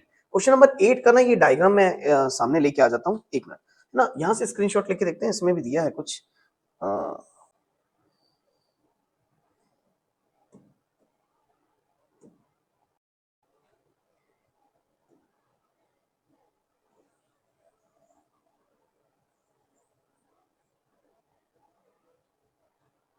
अरे वाह, ये तो बढ़िया है, ठीक है। यार ये बिल्कुल स्टाइल से हमने इस क्वेश्चन को लेके आए यहाँ पर, अच्छा लगा मुझे इसका फीचर बहुत ये, लेकिन बहुत बढ़िया यार, ये क्वेश्चन डायग्राम सब आ गया हमारे पास। थोड़ा सा अजीब सा दिख रहा है लेकिन ठीक है, हमारे लिए बहुत अच्छा है। क्वेश्चन भी है, डायग्राम भी है, बिल्कुल आराम से समझते हैं, ठीक है। होपफुली आपको थोड़ा सा ठीक दिख रहा होगा, है ना। चलो देखो यहाँ है, इस चीज को देखते हैं। A quadrilateral ABCD is drawn to circumscribe a circle, ठीक है। देखो सर्कमस्क्राइब अ सर्कल यानी ये क्वाड्रिलेटरल एबीसीडी, आपको एक क्वाड्रिलेटरल दिया है, उसके अंदर में एक सर्कल है। अब क्या प्रूफ करना है, AB plus C D, AB plus C D is equal to plus BC। ये बिल्कुल आराम से कर लेंगे यार, कोई दिक्कत नहीं है। मैं आपको सीधा यहां से सॉल्यूशन बताता हूं। गिवन टू प्रूफ तो अब आप लोग को भी लिखना अच्छी तरीके से आता है, ठीक है। तो उसमें मेरे को बहुत मेहनत करने की जरूरत नहीं है, आपको मालूम है क्या क्या दिया है, क्वाड्रिलेटरल दिया है, सर्कमस्क्राइब सर्कल दिया है, ये प्रूफ करना है। तो गिवन टू प्रूफ आप लिख लेना, फटाफट करते हैं यार। अब देखो यहां पर ध्यान से समझना इस सॉल्यूशन को, इंपॉर्टेंट क्वेश्चन है। अब आप देखो क्या ए आपको एक्सटर्नल पॉइंट नजर आ रहा है, नहीं भी आ रहा है तो आपको नजर आना चाहिए, ठीक। ए जो है ये आपका एक्सटर्नल पॉइंट है बेटा, और हमको अच्छे से मालूम है एक्सटर्नल पॉइंट से निकलने वाले दोनों टेंजेंट्स की लेंथ हमेशा कैसी होती है, इक्वल होती है। बोलो करेक्ट है। तो क्या मैं ये बोल सकता हूं AS, अगर A एक्सटर्नल पॉइंट है तो AS must be equal to what, AP। तो मैं बोल सकता हूं AS must be equal to what, AP। Correct. ठीक उसी तरीके से क्या ये B भी एक्सटर्नल पॉइंट है, और अगर ये B भी एक्सटर्नल पॉइंट है तो BQ इज इक्वल टू क्या हो जाएगा, BP। तो ये हो जाएगा यार BQ is equal to what, BP। ठीक उसी तरीके से क्या ये सी भी एक्सटर्नल पॉइंट है, और अगर ये सी भी एक्सटर्नल पॉइंट है तो क्या C Q is equal to C R हो जाएगा। तो मैं लिखूंगा C Q is equal to C R. भाई मैं इसमें एक थंब रूल फॉलो कर रहा हूं जो आप भी करोगे। मैं पहले वर्टिकल जा रहा हूं ऊपर, फिर हॉरिजॉन्टल आ रहा हूं, पहले ऊपर जा रहा हूं फिर नीचे आ रहा हूं, यहां पर भी पहले वर्टिकल फिर हॉरिजॉन्टल फिर वर्टिकल फिर हॉरिजॉन्टल। ऐसा करने में कभी मिस्टेक नहीं होती इक्वेशन में। मैं क्या बोल रहा हूं कि जब एग्जाम में मिस्टेक करोगे तो समझ में आएगा, उससे ज्यादा बेटर है प्लीज मैं जो बोल रहा हूं उसको थोड़ा सा ध्यान रखना। पहले ऊपर जाना फिर नीचे, या तो उल्टा भी कर सकते हो, पहले नीचे फिर ऊपर, लेकिन वही सीक्वेंस सारे एक्सटर्नल पॉइंट में फॉलो करना। जैसे मैंने इसको लिया ASAP, फिर मैंने इसको लिया BQBP, इसको लिया मैंने CQCR, वैसे इसको क्या लेंगे अब आप बताओ, DSDR। तो मैं यहां लिखूंगा DS is equal to what, DR। और हर एक का रीजन सेम है बेटा। टेंजेंट्स फ्रॉम, लिखना पड़ेगा ना आपको, रीजन लिखना है, tangents from external point are equal, tangents from external points are equal, ऐसा बताओगे, ठीक। अच्छा, होगा क्या, आप इसको लाइन से इक्वेशन नंबर दे दो, है ना, मैं इसको लाइन से इक्वेशन नंबर दे देता हूं, इसको इक्वेशन नंबर 1, इसको इक्वेशन नंबर 2, इसको इक्वेशन नंबर 3 और इसको इक्वेशन नंबर 4, ऐसा दे दिया 1 2 3 4, और ये चारों इक्वेशन को ऐड कर दो। मैं लिख देता हूं एडिंग इक्वेशन 1 2 3 एंड 4, सारी इक्वेशन को ऐड कर दो। अब बताओ मैं अगर सारी इक्वेशन को ऐड कर दूं तो पहले पूरा एलएचएस ऐड हो जाएगा, तो पूरे एलएचएस को ऐड करो, तो AS plus B Q plus C Q plus DS is equal to, पहले पूरे एलएचएस को ऐड किया, मस्ट बी इक्वल टू, फिर पूरे आरएचएस को लिखो एक साथ, एपी प्लस बीपी, है ना, प्लस सीआर प्लस डीआर, ऐसा लिख दिया। बोलो करेक्ट है। अब एक एक करके थोड़ा सा ध्यान से डायग्राम से समझते जाओ यार। ये देखो, यहां पर मैं आपको समझाने की कोशिश करता हूं। देखो, एएस प्लस डीएस, आप बताओ एएस प्लस डीएस मिल करके क्या एबी बनेंगे? एएस प्लस डीएस मिल करके क्या एडी बनेंगे? करेक्ट है, AS plus DS will become AD. तो एएस प्लस डीएस की जगह मैं क्या लिख दूं? मैं यहां लिख सकता हूं एडी। ठीक उसी तरीके से प्लस, आप बताओ बीक्यू प्लस सीक्यू मिलके क्या बनेंगे भाई? तो बीक्यू प्लस सीक्यू मिलके क्या बन जाएंगे? बीसी। तो plus BC must be equal to, वैसे देखो ए प्लस बीपी, ये एपी प्लस बीपी मिलके क्या बन जाएगा? एबी। तो AP plus BP will become AB plus CR plus DR. तो भाई सीआर प्लस डीआर मिलके क्या बन जाएगा बेटा? सीडी। ये हैंस प्रूफ्ड, यही तो प्रूफ करना था हमको। बोलो करेक्ट है। प्रूफ करता हूं, आपको बिल्कुल अच्छे से समझ में आया होगा। Again a very good question, very important question of this chapter, अच्छे से आपको समझ में आना चाहिए। ठीक है, जल्दी से आगे बढ़ते हैं, move on to the next question, question number 9। ठीक, अब यार ये क्वेश्चन नंबर 9 में भी ये जो आपको डायग्राम दिख रहा है, क्वेश्चन नंबर 9 का ये डायग्राम वाला क्वेश्चन भी बहुत इंपॉर्टेंट क्वेश्चन है, वेरी वेरी इंपॉर्टेंट क्वेश्चन। आपको उसको बिल्कुल ध्यान से देखना है, समझना है। जब तक मैं एक काम करता हूं, इसको भी वहां लेके आ जाता हूं। ठीक है, पहले ये इससे क्वेश्चन को ला लेते हैं इस तरीके से, बढ़िया, और उसके बाद डायग्राम को ला लेते हैं, ये थोड़ा अच्छा दिखेगा।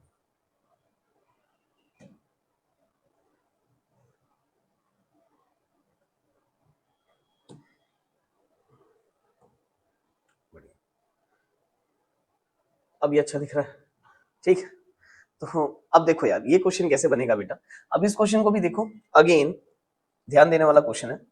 देखो आपको दिया है, in figure X Y and X dash Y dash are two parallel tangents to a circle with centre O and another tangent AB with point of contact C intersecting xy at A and x dash y dash at B, prove that angle AOB is equal to 90 degree. तो AOB, इस angle को 90 degree proof करना है।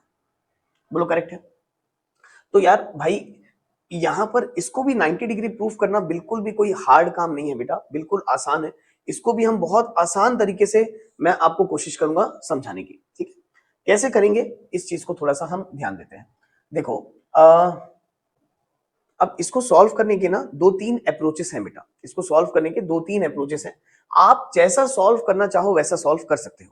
ठीक है, मैं अपने हिसाब से बता दे रहा हूं, आप अपने हिसाब से भी बना सकते हो, कोई दिक्कत नहीं है। यार सबसे पहले एक बात बताओ, देखो ये एक्सटर्नल पॉइंट है ए से पी को ज्वाइन किया, ए से सी को ज्वाइन किया, करेक्ट है ना। तो एक काम करते हैं, पहले तो इसको हटाता हूं यार। ठीक, ओ से सी को ज्वाइन कर देते हैं। तो तुम मुझे बताओ, क्या ये दोनों एंगल इक्वल होंगे? सपोज ये एक्स है तो ये भी क्या है आपका एक्स, करेक्ट है, कोई डाउट? अगेन बी भी आपका एक्सटर्नल पॉइंट है, तो ये दोनों एंगल भी इक्वल होंगे। इसको y ले लेते हैं, तो ये भी एंगल कितना हो जाएगा? y, करेक्ट है। थोड़ा सा ये आपका y है, तो ये भी आपका क्या हो जाएगा? y, करेक्ट है। यहां तक बिल्कुल अच्छे से समझ में आया होगा आपको। अगली चीज एक ध्यान देने वाली ये है यार, आप बताओ ये टेंजेंट है और ये सेंटर है, तो क्या ये रेडियस है? और हमको अच्छे से मालूम है रेडियस और टेंजेंट्स के बीच में एंगल कितना होता है बेटा 90 डिग्री। अगेन ये टेंजेंट है, ये रेडियस है, तो रेडियस और टेंजेंट के बीच में एंगल कितना होता है 90 डिग्री। करेक्ट है, बन गया क्वेश्चन। इवन दो एक काम करो, आप ये भी मत ज्वाइन करो, इसको भी ज्वाइन करने की आपको कोई जरूरत नहीं पड़ेगी होपफुली, है ना। अच्छा अब मेरे को एक बात बताओ, जस्ट सिंपल, क्या आपको ए पी क्यू बी एक क्वाड्रेटरल दिख रहा है? मैं ब्लैक से मार्क कर देता हूं ये। क्या आपको ये पूरा का पूरा एक क्वाड्रेटरल दिख रहा है? तो आप जस्ट क्या करो, इस क्वाड्रेटरल में एंगल सम प्रॉपर्टी लगा देते हैं। क्या करेंगे, इस क्वाड्रेटरल में हम एंगल सम प्रॉपर्टी लगा देते हैं। अगर मैं इस क्वाड्रेटरल में एंगल सम प्रॉपर्टी लगा दूं तो यार मुझे एक बात बताओ, in P Q B Y, ये क्वाड्रेटरल है पी क्यू बी वाई, अगर मैं इसमें एंगल सम प्रॉपर्टी लगा दूं बेटा तो क्या होगा बताओ, angle P plus angle Q plus angle B plus angle A must be equal to कितना, 360 डिग्री। बोलो करेक्ट है, सारे एंगल का सम 360 होता है। अच्छा एंगल पी कितना 90, एंगल क्यू कितना 90, एंगल बी कितना, तो भाई angle B y plus y 2y हो जाएगा, एंगल ए कितना अगेन x प्लस एक्स कितना हो जाएगा 2x इज इक्वल टू कितना 360। बोलो करेक्ट है यहां तक, है ना, यहां तक तो बिल्कुल अच्छे से आ गया होगा आपको समझ में। अगेन मुझे इतना बता दो अच्छा मुझे इतना बताओ, ये 90 प्लस 90 कितना बेटा 180 प्लस 2x ये plus 2y plus 2x is equal to 360। अच्छा ये 180 को उधर ट्रांसफर कर दूं अगर मैं, तो बताओ तो क्या हो जाएगा, ये हो जाएगा 2y प्लस 2x, डायरेक्ट कर लें यार थोड़ा सा, 360 180 360 माइनस 180 कितना हो जाएगा 180, इनमें से 2 कॉमन ले लेते हैं तो x plus y is equal to 180, again ये 2 मल्टीप्लाई में इधर आएगा डिवाइड हो जाएगा, तो x plus y is equal to 180 by 2, तो x प्लस वाई कितना आ गया यार 90 डिग्री। बोलो करेक्ट, बढ़िया। ये मैंने पहले प्रूफ पहले कंडीशन से लाया है ना, जैसे angle sum property of quadrilateral से लेके आया। अब आपको क्या करना है, ध्यान देना, ध्यान से देखो, यहाँ एक ट्रायंगल दिख रहा होगा आपको एओबी, दिख रहा है ये ट्रायंगल आपको, कौन सा ट्रायंगल, इन ट्रायंगल एओबी। मैं आपसे पूछ रहा हूं बताओ, क्या इस ट्रायंगल में हम एंगल सम प्रॉपर्टी लगा सकते हैं बेटा? बिल्कुल आराम से लगा सकते हैं। एक ट्रायंगल में सारे एंगल का सम कितना होता है 180 डिग्री, तो क्या मैं लिख सकता हूं x प्लस y प्लस ये वाला एंगल, ये एंगल को क्या बोलेंगे एओबी, जो कि निकालने बोला था, मस्ट बी इक्वल टू कितना यार 180 डिग्री। अगेन यहां लिख सकते हो एंगल सम प्रॉपर्टी। मैं आपसे पूछ रहा हूं बताओ, क्या हमने अभी अभी x प्लस वाई की वैल्यू निकाली है, ये x प्लस वाई की वैल्यू निकाली है कितनी बताओ 90 डिग्री, तो x प्लस वाई की जगह 90 रख दो, plus angle AOB is equal to 180, 90 को उधर भेजोगे आप तो एओबी आ जाएगा 180 माइनस 90 कितना आ जाएगा यार 90 डिग्री। आंसर 180 माइनस 90 कितना हो गया, 180 माइनस 90 कितना हो गया 90 डिग्री, दैट इज आंसर। वही तो प्रूफ करने बोला, एओबी कितना बोला था 90 डिग्री। तो ये बहुत आसान क्वेश्चन है, डायग्राम को देख करके ऐसा लग रहा होगा अरे बाप रे कितना हार्ड क्वेश्चन है, लेकिन देख लो आप बहुत आसान क्वेश्चन है। इस क्वेश्चन को याद रखने का तरीका सिखा दे रहा हूं, आप हमेशा याद रखो, एक बार हम एंगल सम प्रॉपर्टी ऑफ क्वाड्रेटर लगाते हैं और एक बार हम angle sum property of triangle लगाते हैं। इस क्वेश्चन को याद रखने का सबसे अच्छा तरीका यही है कि एक बार angle sum property of quadrilateral लगेगा, एक बार angle sum property of triangle लगेगा, ये दो चीजें याद रखो, ये क्वेश्चन आपसे कभी नहीं बिगड़ेगा। ठीक है, उम्मीद करता हूं आपको यहां तक बिल्कुल अच्छे से समझ में आया होगा। ठीक है, जल्दी से मूव करते हैं हम नेक्स्ट क्वेश्चन की तरफ। ठीक है, तो आप इसको वीडियो पॉज करके नोट डाउन कर लेना बेटा, है ना, हम नेक्स्ट क्वेश्चन में मूव करते हैं। तो देखो यार, अब हमको नेक्स्ट क्वेश्चन करना है बेटा क्वेश्चन नंबर 10। क्वेश्चन नंबर 9 तक मैं होप करता हूं आपको बिल्कुल अच्छे से समझ में आ गया होगा, है ना। क्वेश्चन नंबर 10 देखते हैं क्या दिया है। Prove that the angle between the two tangents drawn from an external point to a circle is supplementary to the angle subtended by the line joining the point of contact at the circle. आप लोग सबसे मेरी request है कि please आप इस question को बहुत अच्छी तरीके से पढ़ लो, क्योंकि बेटा ये क्वेश्चन मैंने ऑलरेडी आपको करवा चुका है। जो हमने डेरिवेशन किया था वहां पर मैंने दो एंगल का सम 180 प्रूफ करके दिया था, ये एग्जैक्ट सेम क्वेश्चन है। लेकिन मेरी सजेशन है भाई, एक बार क्वेश्चन को वीडियो को पॉज करके आप रीड कर लो। ठीक, इसका सॉल्यूशन मैं दिखाता हूं आपको, ये हमने ऑलरेडी प्रूफ कर लिया बेटा। इसके पहले जो हमने डेरिवेशन किया था, देखो यहां पर ये जो डेरिवेशन किया था हमने, तो यहां पर मैंने आपको एक चीज बताई थी कि ये एंगल P और एंगल O, ये दोनों एंगल का सम कितना होगा 180 डिग्री, जो कि मैंने यहां पर आपको प्रूफ करके दिया था। तो क्वेश्चन नंबर 10 जो है वो एग्जैक्ट सेम क्वेश्चन है, यही तो है क्वेश्चन नंबर 10। आपको वो बोल रहा है कि एक्सटर्नल पॉइंट से अगर हम दो टेंजेंट ड्रॉ करते हैं तो ये एंगल और ये एंगल सप्लीमेंट्री होंगे, यानी दोनों एंगल का सम 180 होगा, ये चीज प्रूव करो। तो ये चीज ऑलरेडी हमने यहाँ पर प्रूव कर चुकी है। तो होपफुली क्वेश्चन नंबर 10 यही है, आप इसको रिपीट कर लेना। ठीक, जल्दी से हम मूव करते हैं नेक्स्ट क्वेश्चन की तरफ। ठीक, तो जो हमारा नेक्स्ट क्वेश्चन है यार, क्वेश्चन नंबर 11, इसको भी आप लोग एक बार रीड करो। लिखा है, prove that parallelogram circumscribing a circle is a rhombus. Again फिर से क्वेश्चन को ध्यान से पढ़ो, देखो क्या दिया है। पैरेललोग्राम सर्कमस्क्राइबिंग अ सर्कल, यानी कि एक पैरेललोग्राम के अंदर में एक सर्कल है। तो अगर ऐसा है कि पैरेललोग्राम के अंदर में एक सर्कल है तो वो रोम्बस होगा, ये हमको प्रूव करना है। उस पैरेललोग्राम को हमको रोम्बस प्रूव करना है। और रोम्बस क्या होता है बेटा? एक ऐसा पैरेललोग्राम जिसके ऑल साइड्स क्या होते हैं? इक्वल। मैं आपको एक अच्छी बात बताता हूं इसमें भी। अगेन ये क्वेश्चन और क्वेश्चन नंबर 8 लगभग दोनों सेम है। Entire solution is same. जो हमने क्वेश्चन नंबर 8 किया है, क्वेश्चन नंबर 8 याद है आपको कौन सा किया हमने? क्वेश्चन नंबर 8, ये वाला क्वेश्चन जो हमने अभी अभी सॉल्व किया है, ये क्वेश्चन और क्वेश्चन नंबर 11 लगभग पूरा सेम है, सिर्फ आखिरी का एक स्टेप चेंज होता है बेटा। तो हमको करना क्या है बेसिकली, आप अच्छे से पढ़ लो। एक पैरेललोग्राम के अंदर में सर्कल है, उसको रोम्बस प्रूफ करना है। तो क्वेश्चन नंबर 8 में ये जो चीज हमने प्रूफ की थी, AB plus CD is equal to AD plus BC, और ये जो डायग्राम है, एंटायर थिंग इज सेम, पूरा का पूरा सेम है। तो एक काम करता हूं मैं, हम अपने क्वेश्चन नंबर 8 में आ जाते हैं जो हमने इसमें सॉल्व किया था। तो भाई ये है हमारा क्वेश्चन नंबर 8। आप बिल्कुल इसको ध्यान से देख लो, हमने अभी अभी इसको प्रूफ किया। एक्सटर्नल पॉइंट है, ये एक्सटर्नल पॉइंट है, ये एक्सटर्नल पॉइंट है, ये एक्सटर्नल पॉइंट है। चारों एक्सटर्नल पॉइंट से मैंने 4 इक्वेशन बनाई, चारों को ऐड कर दिया तो मेरा प्रूफ हो गया AD plus BC is equal to AB plus CD।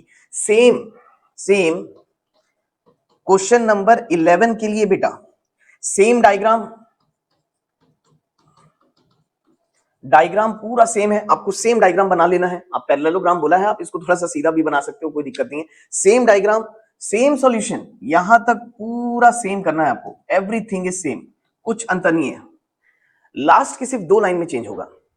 अब चेंज क्या है इस चीज को समझते हैं। यार पहले तो ये देखना है हमको कि ABCD बेटा ऑलरेडी आपको पैरेललोग्राम दिया था। और अगर ABCD पैरेललोग्राम है तो हमको एक चीज तो मालूम है कि पैरेललोग्राम के अपोजिट साइड्स क्या होते हैं यार? इक्वल होते हैं। तो यहां पर हमको एक एक्स्ट्रा चीज गिवन थी कि ABCD पैरेललोग्राम है। और अगर मैं लिख देता हूं ABCD इज अ पैरेललोग्राम, ये हमको मालूम था। और अगर ABCD पैरेललोग्राम है तो उसके अपोजिट साइड्स इक्वल होंगे, बट ऑब्वियस है। तो हमको एक चीज मालूम है कि भाई AB must be equal to DC, ये हमको गिवन है, मालूम है यानी। और BC is equal to AD, ये भी हमको मालूम है। ठीक, AB DC के इक्वल होगा, BC AD के इक्वल होगा, ये हमको मालूम है। तो कुछ नहीं यार, जस्ट इस गिवन डेटा को उठा करके इसके ऊपर रख दो, यहां तक तो सेम करना है। आप मुझे बताओ यहां क्या दिख रहा है आपको? AD। क्या मैं यहां पर AD की जगह, देखो चेंज कर देता हूं कलर। आप मुझे बताओ क्या यहाँ AD की जगह मैं BC रख सकता हूं? क्योंकि हमको मालूम है AD is equal to BC है, तो AD की जगह BC रख देते हैं। तो देखो BC प्लस BC है ना, यहां क्वेश्चन नंबर 11 कर रहा हूं मैं सॉल्व। तो यहां तक तो पूरा सेम है, आपको as it is copy paste ही करना है। अब क्वेश्चन नंबर 11 में AD की जगह यहाँ BC रख दिया, BC plus BC is equal to, अच्छा देखो मुझे अच्छे से मालूम है AB इज इक्वल टू क्या है बेटा? AB is equal to DC है, या उसको CD बोल दो, एक ही बात है। तो मैं यहाँ AB की जगह क्या लिख दूंगा? CD plus CD। तो BC प्लस BC हो गया 2BC, CD प्लस CD हो गया 2CD, तो 2 से 2 कैंसिल हो जाएगा, तो BC is equal to CD, ये हमारा प्रूफ हो गया। अब BC is equal to CD proof हो गया, इसका मतलब क्या हुआ? तो ध्यान से देखो, अगर BC is equal to CD मैंने प्रूफ कर दिया, कभी भी ध्यान रखना, एक पैरेललोग्राम के अगर एडजेसेंट साइड को इक्वल बता दिया, एडजेसेंट का मतलब आजू बाजू वाला साइड, अगर एक पैरेललोग्राम के एडजेसेंट साइड को इक्वल बता दिए तो 100% इसके ऑल साइड्स क्या हो जाएंगे यार? इक्वल, क्योंकि अपोजिट साइड्स तो पहले से इक्वल है। अगर एडजेसेंट साइड भी इक्वल हो गए तो ऑटोमेटिकली इसके ऑल साइड्स क्या हो जाएंगे? इक्वल। तो जैसे ही BC is equal to CD proof करोगे, डायरेक्ट लिख देना कि therefore AB is equal to CD, AB is equal to BC is equal to CD is equal to DA। Again therefore ABCD is a rhombus.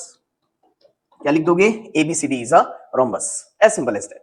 ठीक, तो आपको इस तरीके से इसको सॉल्व करना था। एंटायर पहले यहां तक तो सेम चीज करना है, इसके बाद क्योंकि पैरेललोग्राम दिया था, अपोजिट साइड्स इक्वल था, AD और AB के जगह BC CD लिख दिया, तो BC is equal to CD proof हो गया। और एडजेसेंट साइड इक्वल प्रूफ हो गए तो ऑटोमेटिकली उसके ऑल साइड्स क्या हो जाएंगे यार? इक्वल। तो इस तरीके से सॉल्व होगा, वेरी इजी क्वेश्चन। होपफुली आपको बिल्कुल अच्छे से समझ में आ गया होगा। तो ये हुआ हमारा क्वेश्चन नंबर 11। आप वीडियो को पॉज करो, बनाओ। मैं आपको थोड़ी देर पहले भी ये चीज समझाया था कि आपको बना के देखना चाहिए, तभी आपको ज्यादा अच्छी तरीके से समझ में आएगा। ठीक, next come to the question number 12। Now 12th question इस पूरे चैप्टर का सबसे इंपॉर्टेंट क्वेश्चन है, तो बिना देर किए 12th क्वेश्चन स्टार्ट करते हैं। देखो, तो देखो रीड करते हैं बेटा। क्वेश्चन नंबर 12 क्या दिया है? A triangle ABC is drawn to circumscribe a circle of radius 4 centimetre such that, ये एक ट्रायंगल है जिसमें एक सर्कल सर्कमस्क्राइब है ना, ट्रायंगल के अंदर सर्कल है। Such that the segment BD and DC into which DC is divided by the point of contact D are of the length 8 cm 6 cm respectively. Find the side AB and AC. AB और AC निकालना है। बाकी चीजें diagram को देख करके ही आराम से बिल्कुल समझी जा सकती है। आपको कहीं पर बहुत ज्यादा क्वेश्चन में गो थ्रू करने की जरूरत नहीं है। Everything is given in the diagram. तो हमको बेसिकली AB और AC निकालना है। आप यकीन मानो ये क्वेश्चन 5 मार्क्स का क्वेश्चन है बेटा, और ये बहुत बड़ा क्वेश्चन है, बहुत बड़ा है, बहुत लेंदी है, लेकिन हार्ड नहीं है, काफी आसान है, लेकिन लेंदी बहुत है। अगर आपको ये क्वेश्चन एग्जाम में दिख रहा होगा आपके पेपर में, तो आपको थोड़ी सी स्पीड बढ़ा देनी पड़ेगी क्योंकि थोड़ा सा लेंदी है। चलो फटाक से मैं बिना टाइम वेस्ट किए आपको समझाना स्टार्ट करता हूं। एक्चुअल में ये बनेगा कैसे, तो पहले ना डायग्राम उठा लेते हैं यहां से।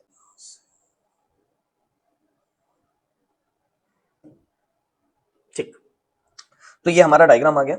अब बिना देर किए फटाफट आपको मैं समझाना चालू करता हूं। सबसे पहले तो हम यार गिवन और प्रूफ लिख लेते हैं। क्या गिवन है, क्या प्रूफ करना है ना, इस चीज पे हमको थोड़ा सा ध्यान देना चाहिए। एक मिनट।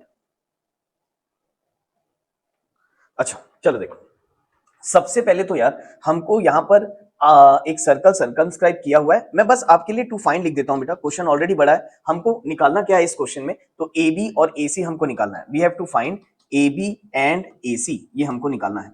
करेक्ट है। क्या क्या दिया है, तो भाई ये सी डी का डिस्टेंस दिया है 6 सेंटीमीटर और डी बी का डिस्टेंस दिया है 8 सेंटीमीटर। हमको मालूम है यार सी एक्सटर्नल पॉइंट है, हमको ये भी मालूम है बी एक्सटर्नल पॉइंट है, और हमको अच्छे से मालूम है कि एक्सटर्नल पॉइंट से निकलने वाले दोनों टेंजेंट्स की लेंथ हमेशा क्या होती है, सेम होती है। तो अगर बी से डी अगर 8 सेंटीमीटर है, मान लो इसको मैं ई ले लूं और इसको मैं एफ ले लूं, तो हमको एक चीज तो मालूम है, बी से एफ ये डिस्टेंस जो हो जाएगा ये कितना हो जाएगा, 8 सेंटीमीटर, क्योंकि ये 8 है तो ये भी 8 हो जाएगा। वैसे ये 6 सेंटीमीटर है तो ये भी कितना हो जाएगा, 6 सेंटीमीटर। सीई भी कितना हो जाएगा मेरा, 6 सेंटीमीटर। करेक्ट है। ए भी मेरा एक्सटर्नल पॉइंट है बेटा, ये एक्सटर्नल पॉइंट है, लेकिन यहां पर कुछ दिया नहीं है। एक काम करते हैं, इसके डिस्टेंस को हम x ले लेते हैं यहां से यहां तक, तो ये इसका भी डिस्टेंस कितना हो जाएगा, x। सच दैट अगर मैं टोटल डिस्टेंस की बात करूं, तो यहां से लेकर यहां तक ये जो टोटल डिस्टेंस है ये हो जाएगा आपका 6 प्लस एक्स, और यहां से लेकर यहां तक का ये जो टोटल डिस्टेंस है ये हो जाएगा आपका x प्लस 8। ठीक, डायग्राम में ही आपको काफी कुछ नजर आ रहा होगा, है ना। एक मिनट, अरे चलो कोई बात नहीं, मैं यहीं पर मार्क कर देता हूं डायग्राम में। यहां से लेकर यहां तक कितना हो जाएगा बेटा, तो 6 प्लस 8 करेंगे तो ये 14 सेंटीमीटर हो जाएगा। तो यहां से यहां तक का ये डिस्टेंस जो है ये 14 सेंटीमीटर। बोलो करेक्ट है। मैंने एक डायग्राम में जो जो चीजें मुझे डायग्राम से मिल सकती थी मैंने सारी चीजें मेंशन कर दी है। मुझे बेसिकली ए बी और ए सी निकालना है। तो इस क्वेश्चन को हम दो पार्ट में करेंगे, मैं अभी से बता दे रहा हूं, बिल्कुल ध्यान से सुनना। हम इस क्वेश्चन को दो पार्ट में करेंगे बेटा। फर्स्ट पार्ट हमारा रहेगा हीरोन्स फॉर्मूला, और सेकंड पार्ट रहेगा हमारा एरिया ऑफ ट्रायंगल। ठीक, दो पार्ट में करेंगे। सबसे पहले हीरोन्स फॉर्मूला, एक एक करके समझो, मैं बिल्कुल आराम आराम से समझा रहा हूं आपको, और हो सके तो साथ ही साथ में बनाते भी चलना, ज्यादा बेटर है। नाउ सबसे पहला पार्ट इसका आएगा हीरोन्स फॉर्मूला। तो ए बी सी ट्रायंगल के हमको तीन साइड्स मालूम है, जिसमें से यार ये ए बी जो है ये है x प्लस 8, ए सी जो है ये है 6 प्लस एक्स या x प्लस 6 बोल लो इसको, और सीबी या बीसी जो है ये है आपका दिया हुआ है 14 सेंटीमीटर। तो हमको अच्छे से मालूम है एक ट्रायंगल की तीन साइड्स अगर मालूम होती है तो हम उसमें हीरोन्स फॉर्मूला अप्लाई कर सकते हैं। तो आपको एक चीज मालूम है, यहां से बनाना चालू कर रहा हूं मैं। इन ट्रायंगल, कौन सा ट्रायंगल है भाई, ए बी सी। इस एबीसी ट्रायंगल में सबसे पहले एस निकाल लेते हैं। S stands for semi parameter. जब भी हम हीरोन्स फॉर्मूला लगाते हैं सबसे पहले हम सेमी पैरामीटर निकालते हैं। सेमी पैरामीटर क्या होता है, अगर मैं फॉर्मूला याद दिलाऊं, ए प्लस बी प्लस सी का होल अपॉन 2। करेक्ट है। तो एस आ जाएगा, ए क्या हो गया, कोई भी साइड पकड़ लो, इसको ले लेते हैं एक्स प्लस 8, बी कितना हो गया, बी को ले लेते हैं एक्स प्लस 6, और सी क्या होगा, तो सी ये हो जाएगा भाई 14 का होल अपॉन 2। तो एस आ जाएगा x प्लस एक्स 2x। ठीक, तो 14 प्लस 6 20, 20 प्लस 8 28 का होल अपॉन 2। मैं आपसे पूछ रहा हूं, बताओ क्या हम न्यूमरेटर में से, क्या हम या न्यूमरेटर में से 2 कॉमन निकाल सकते हैं? तो न्यूमरेटर में से अगर 2 कॉमन ले लूंगा यार, तो s कितना आ जाएगा, 2 कॉमन ले लेते हैं, तो यहां पर आ जाएगा x प्लस ये 2 1 जा 2 4 जा 8 का होल अपॉन कितना 2, तो 2 से 2 कैंसिल आ गया, तो सेमी पैरामीटर हो गया x प्लस 14, ये हमारा सेमी पैरामीटर आया। ठीक, कितना x प्लस 14। होपफुली आपको क्लियर हुआ होगा। अब सेमी पैरामीटर के बाद हीरोन्स फॉर्मूला में हम एरिया निकालते हैं। ठीक है, तो मैं इसको लिख भी देता हूं, बाय हीरोन्स फॉर्मूला हमको एरिया का फॉर्मूला मालूम है, area is equal to under root of s into S minus A into S minus b into S minus c. Correct है, ये फॉर्मूला है। s stands for semi parameter, तो इसमें फटाफट वैल्यू पुट करते हैं, मैं सिंप्लीफाई करते जा रहा हूं, आप देखते जाओ साथ साथ। तो s की जगह कितना रखेंगे, x plus 14 into S minus A, तो x प्लस 14 माइनस, अब यार ये जो a है ना, मैं ये लिया था x प्लस 8, और ये बाइनोमियल है तो याद रखना ये माइनस साइन है, तो यहाँ ब्रैकेट लगाना मत भूलना, नहीं तो भयंकर गलत हो जाएगा। आप हो सके तो यहाँ स्क्वायर ब्रैकेट का यूज करो और यहाँ पर ये ब्रैकेट्स का यूज करो, तो आपकी गलती होने के चांसेस काफी कम हो जाएंगे। ठीक, again s into S minus ए into S x plus 14 minus b है यार आपका x प्लस 6 या 6 प्लस x, जो भी लिखो फर्क नहीं पड़ता। अगेन s माइनस सी, तो s है भाई x प्लस 14 माइनस c है हमारा 14। बोलो करेक्ट है, इस तरीके से लिखो, जितना साफ सुथरा लिखोगे उतना गलती होने के चांसेस आपके कम है, ये बात मेरी ध्यान रखना।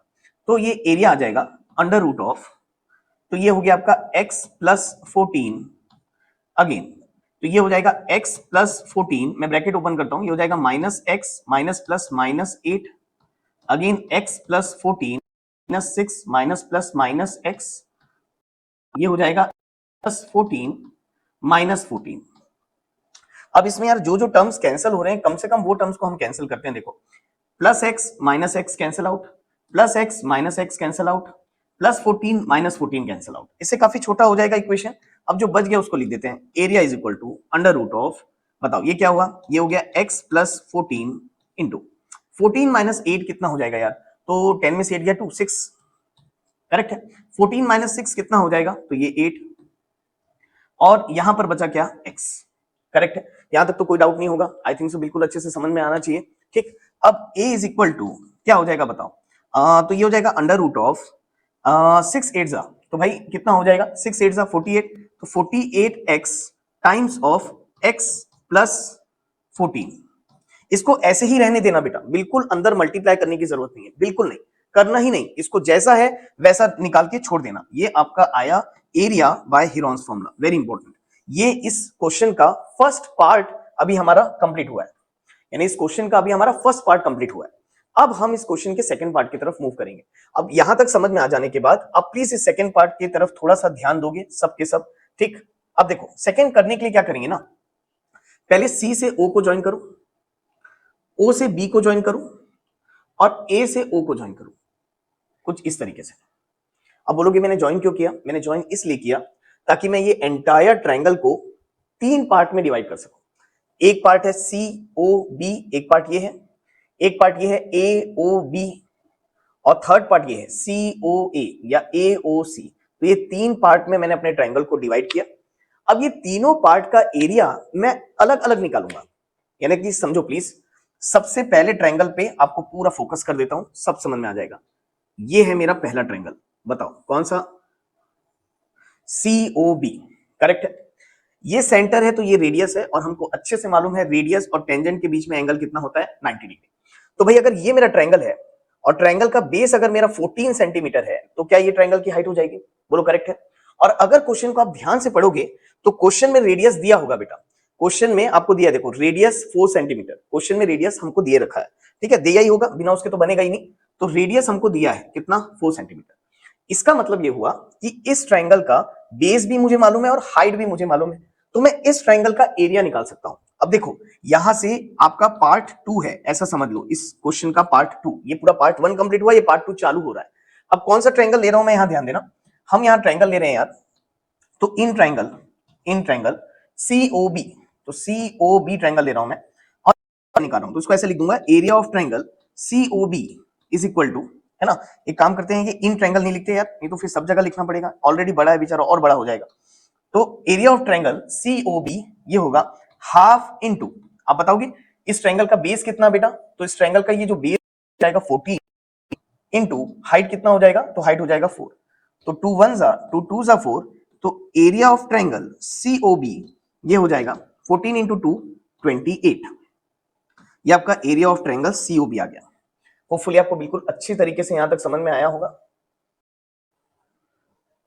ठीक, ये आ गया एरिया ऑफ ट्रायंगल COB। ठीक, ऐसे ही अब मैं दूसरा ट्रायंगल लूंगा और दूसरे ट्रायंगल को भी मैं बिल्कुल अलग कलर से मार्क कर देता हूं ताकि आपको साफ साफ दिखे, ये वाला ट्रायंगल। तो भाई ये कौन सा ट्रायंगल है, AOB। तो अब हम लेते हैं AOB, तो इसका area of triangle AOB is equal to, again ये भी यही है, हाफ इंटू, देखो इस ट्रायंगल में हाइट नहीं है तो पहले मेरे को यहां से परपेंडिकुलर ड्रॉ कर लेता हूं, रेडियस ज्वाइन कर लेता हूं, तो हमको मालूम है रेडियस टेंजेंट 90 डिग्री होता है, तो भाई ये रेडियस ही रहेगा r, हमको मालूम है 4, तो हाइट तो मालूम है 4, बेस क्या हो जाएगा बेटा, इसका बेस हो जाएगा कितना +8, तो इसका भी हो जाएगा हाफ इंटू बेस है आपका x +8 इंटू इसकी जो हाइट है ये कितनी हो जाएगी 4, तो अगेन इसको कैंसिल कर देता हूं, 2 2 जा 4, मल्टीप्लाई करते हैं 2 इंटू एक्स हो जाएगा 2x और 2 8 जा कितना हो जाएगा 16, तो एरिया ऑफ ट्रायंगल AOB आ गया 2x + 16।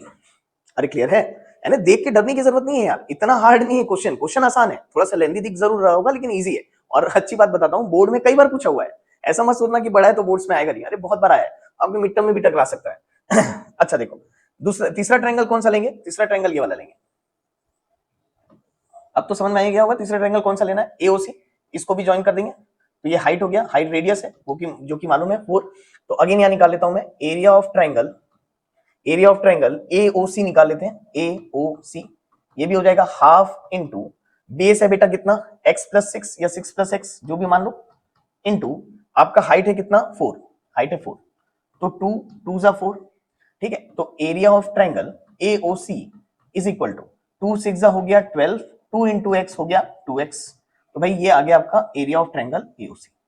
फाइनली तीनों ट्रायंगल का एरिया आ गया, ये फर्स्ट है, ये सेकंड है, ये थर्ड है। अब मैं आपसे एक चीज पूछ रहा हूं, बिल्कुल ध्यान से मुझे जवाब देना, अगर मैं ये तीनों ट्रायंगल के एरिया को ऐड कर दूं, अगर मैं ये तीनों ट्रायंगल के एरिया को ऐड कर दूं तो क्या ये पूरे बड़े वाले ट्रायंगल का एरिया बन जाएगा?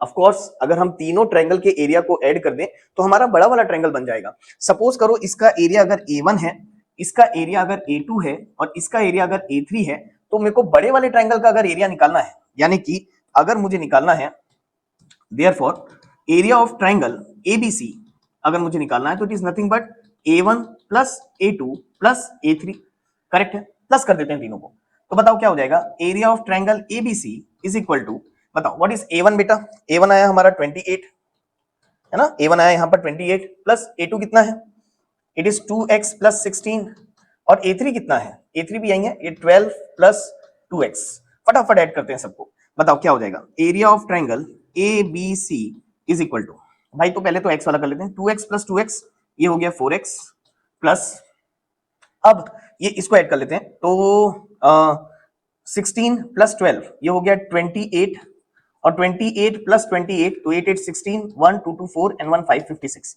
तो 4x + 56 ये आ रहा है हमारा एरिया, बोलो करेक्ट है। अब मैं एक काम कर लेता हूं यार, थोड़ा सा स्मार्ट वर्क करते हैं, हम एक काम करते हैं यहीं पर 4 कॉमन ले लेते हैं, कॉमन लेना बहुत जरूरी है यार, कॉमन नहीं लिया ना तो आगे जाके कॉम्प्लिकेशन हो जाएगी, इतनी मेहनत किया करा है, पानी नहीं फिरना चाहिए है ना, तो हमको कॉमन ले लेना चाहिए। आप बताओ क्या दोनों में से 4 कॉमन ले सकते हैं, अगर मैं दोनों में से 4 कॉमन ले लूं तो ये हो जाएगा x, अगेन 4 1 जा 4 है ना, 4 4 जा 16, तो ये हो गया 4 टाइम्स ऑफ x + 14, ठीक, होपफुली आपको यहां तक क्लियर हुआ होगा है ना, ये आपका एरिया आया था, ये भी एरिया बड़े वाले ट्रायंगल का था, देखो फिर से समझा दे रहा हूं, पहले टाइम में जो एरिया निकाले थे वो बड़े वाले ट्रायंगल का ही एरिया था, लेकिन हमने हीरोन्स फॉर्मूले से निकाला था, सेकंड टाइम में ये जो आपका एरिया आया है, ये जो आपका एरिया आया है ये भी बड़े वाले ट्रायंगल का ही एरिया है, लेकिन हम उसको एरिया के फॉर्मूले से निकाले। अब मैं आपसे एक चीज पूछना चाह रहा हूं, चाहे आप इस ट्रायंगल का एरिया हीरोन्स से निकालो या चाहे आप इसी ट्रायंगल का एरिया सबका सम करके निकालो, क्या दोनों का एरिया सेम आना चाहिए? 100% सेम आना चाहिए, क्योंकि दोनों एक ही ट्रायंगल के एरिया, चाहे मैं हीरोन्स से निकालूं चाहे मैं एरिया ऑफ ट्रायंगल के फॉर्मूले से निकालूं, दोनों का आंसर क्या आना चाहिए, सेम आना चाहिए। सिर्फ इसी बेसिस पे हम क्या करेंगे, इन दोनों एरिया को इक्वेट कर देंगे, कंपेयर कर देंगे, तो मैं यहां लिखूंगा बाय कंपेयरिंग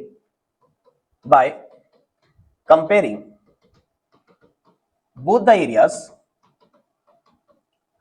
अगर मैं दोनों के एरियाज को कंपेयर करूं तो यार जरा देखो, हिरॉन से एरिया कितना आया था, under root of 48x times of x plus 14 is equal to, इससे एरिया कितना आया बेटा, 4 टाइम्स ऑफ x प्लस 14, तो 4 times of x plus 14। Finally अब हमको इसको सिंप्लीफाई करना है यार। अब इसको सिंप्लीफाई कैसे करेंगे, मैंने दोनों के एरिया को कंपेयर कर लिया, अब क्योंकि मेरे को x की वैल्यू निकालनी है, मुझे सिंप्लीफाई करना पड़ेगा, और सिंप्लीफाई के लिए क्या करना पड़ेगा, पहले तो रूट हटाएंगे, रूट हटाने के लिए क्या कर देंगे, by squaring, squaring both side, दोनों तरफ स्क्वायर कर दो, तो दोनों तरफ स्क्वायर करने से क्या होगा, ये रूट हट जाएगा, तो 48x times of x plus 14 is equal to 4 times of x plus 14 का होल स्क्वायर, है ना, ये पूरे का स्क्वायर हो जाएगा, और यहां से रूट हट गया।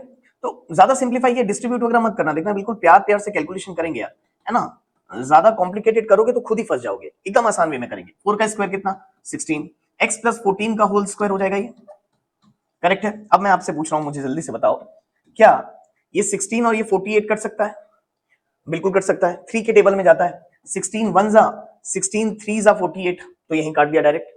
अब आप ध्यान से देखो, ये x प्लस 14 है, ये x प्लस 14 का स्क्वायर है, तो ये स्क्वायर और ये पूरा ब्रैकेट एक साथ काट दे, सबसे आसान कैलकुलेशन समझा रहा हूं आपको, तो इससे बहुत इजी हो जाएगा। बताओ क्या यहां क्या बचा यार, 3 इंटू एक्स कितना बचा, 3x इज इक्वल टू, यहां क्या बचा, x प्लस 14, तो ये x को इधर ला लेते हैं, तो 3x minus x is equal to 14, तो 3x माइनस एक्स हो जाएगा 2x इज इक्वल टू 14, ये मल्टीप्लाई में इधर जाएगा डिवाइड, तो x इज इक्वल टू 14/2, तो 2 7 जा 14, तो x इज इक्वल टू आ गया आपका 7। Finally we got the value of x। अब अगर x की वैल्यू आई है यहां पर 7, तो मुझे तुम बताओ क्या हमारा AB और AC अब निकल जाएगा। आप x की जगह 7 रखो, ये देखो 7 प्लस 8, तो यार ये कितना हो जाएगा, तो 7 प्लस 3 10, ये हो जाएगा 15 सेंटीमीटर। अब यहां पर रख दो आप 6 प्लस 7, तो ये हो जाएगा आपका 13 सेंटीमीटर, करेक्ट है। तो फाइनली ए बी और ए सी आ गया 13 और 15 सेंटीमीटर, देयरफॉर आप बोल सकते हो A B is equal to 15 centimetre और A C is equal to 13 centimetre. तो भाई ये आपका फाइनल आंसर हुआ, ठीक है। आपको लग रहा होगा अरे बाप रे क्या सॉल्व किया, लेकिन ऐसा नहीं है बेटा, है ना, इजी है क्वेश्चन, उतना हार्ड नहीं है। हाँ लेंदी जरूर है, मैं जरूर बोलूंगा लेंदी है, लेकिन बोर्ड्स में आया हुआ है तो हम उसको छोड़ भी नहीं सकते, हमारे लिए तो सारे क्वेश्चंस बहुत इंपॉर्टेंट है। आपके मिड टर्म में भी अगर ये आएगा तो 5 मार्क्स से कम का नहीं आएगा, तो बिल्कुल आ सकता है। आप इसको बिल्कुल स्टार्टिंग से एंड तक धीरे धीरे नोट डाउन करो, समझ समझ के वापस से बनाओ, तो वीडियो को पॉज कर करके आप इसको पूरा लिख लो एक बार, और मेरी सजेशन है कि जरूर उसको वापस से रिपीट करके देखना। चलो चलते हैं इस चैप्टर के आखिरी क्वेश्चन में, क्वेश्चन नंबर 13। ये भी ठीक ठाक क्वेश्चन है, बिल्कुल ज्यादा हार्ड नहीं। क्वेश्चन नंबर 13 पढ़ना यार, देखो क्या दिया हुआ है। Prove that opposite sides of a quadrilateral circumscribing a circle subtend supplementary angle at the center of the circle। मैंने देखा है ये वाला क्वेश्चन भी कई बार स्टूडेंट्स को डायरेक्टली समझ में नहीं आता, क्वेश्चंस की वर्डिंग थोड़ी सी कॉम्प्लिकेटेड है। मैं आपको सजेस्ट करूंगा वीडियो को पॉज करके कम से कम क्वेश्चन को 2 बार रीड करो और समझने की कोशिश करो, ठीक है, खुद से समझना ज्यादा इंपॉर्टेंट है। ठीक, मैं समझाता हूं। चलो सबसे पहले एक काम करते हैं, इस क्वेश्चन को ले लेते हैं हम।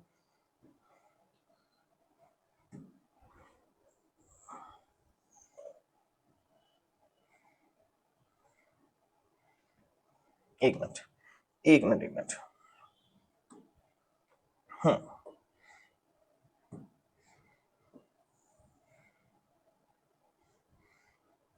ठीक, चलो ये आ गया भाई यहां पर। अब ना जैसे जैसे बोला है उस हिसाब से पहले तो हमको डायग्राम बनाना पड़ेगा। बोला है prove that opposite sides of a quadrilateral circumscribing a circle. तो भाई पहले ना सर्कमस्क्राइबिंग अ सर्कल का मतलब समझ रहे हो ना, एक क्वाड्रेटरल के अंदर में सर्कल है, तो पहले तो एक क्वाड्रेटरल बनाना पड़ेगा यार। मेक द सर्कल फर्स्ट, पहले सर्कल बना लेते हैं भाई। डायग्राम क्लियर होना बहुत जरूरी है बेटा, डायग्राम ही क्लियर नहीं हुआ तो फिर क्या ही आप क्वेश्चन को बनाओगे, है ना।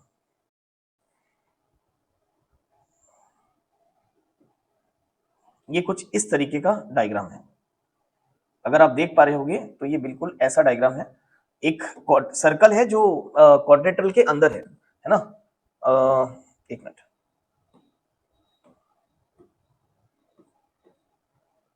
ठीक है, इसका मैं नामकरण कर देता हूं भाई। ये है ए बी सी डी। अगर आप देख पा रहे होगे तो ये सारे एक्सटर्नल पॉइंट हैं क्वाड्रेटरल के, ठीक है। अब मुझसे ये क्या हुआ ना, ब्लैक कलर में हो गया, तो मैं बस इसके ऊपर पेन चला देता हूं ताकि आपको दिखे।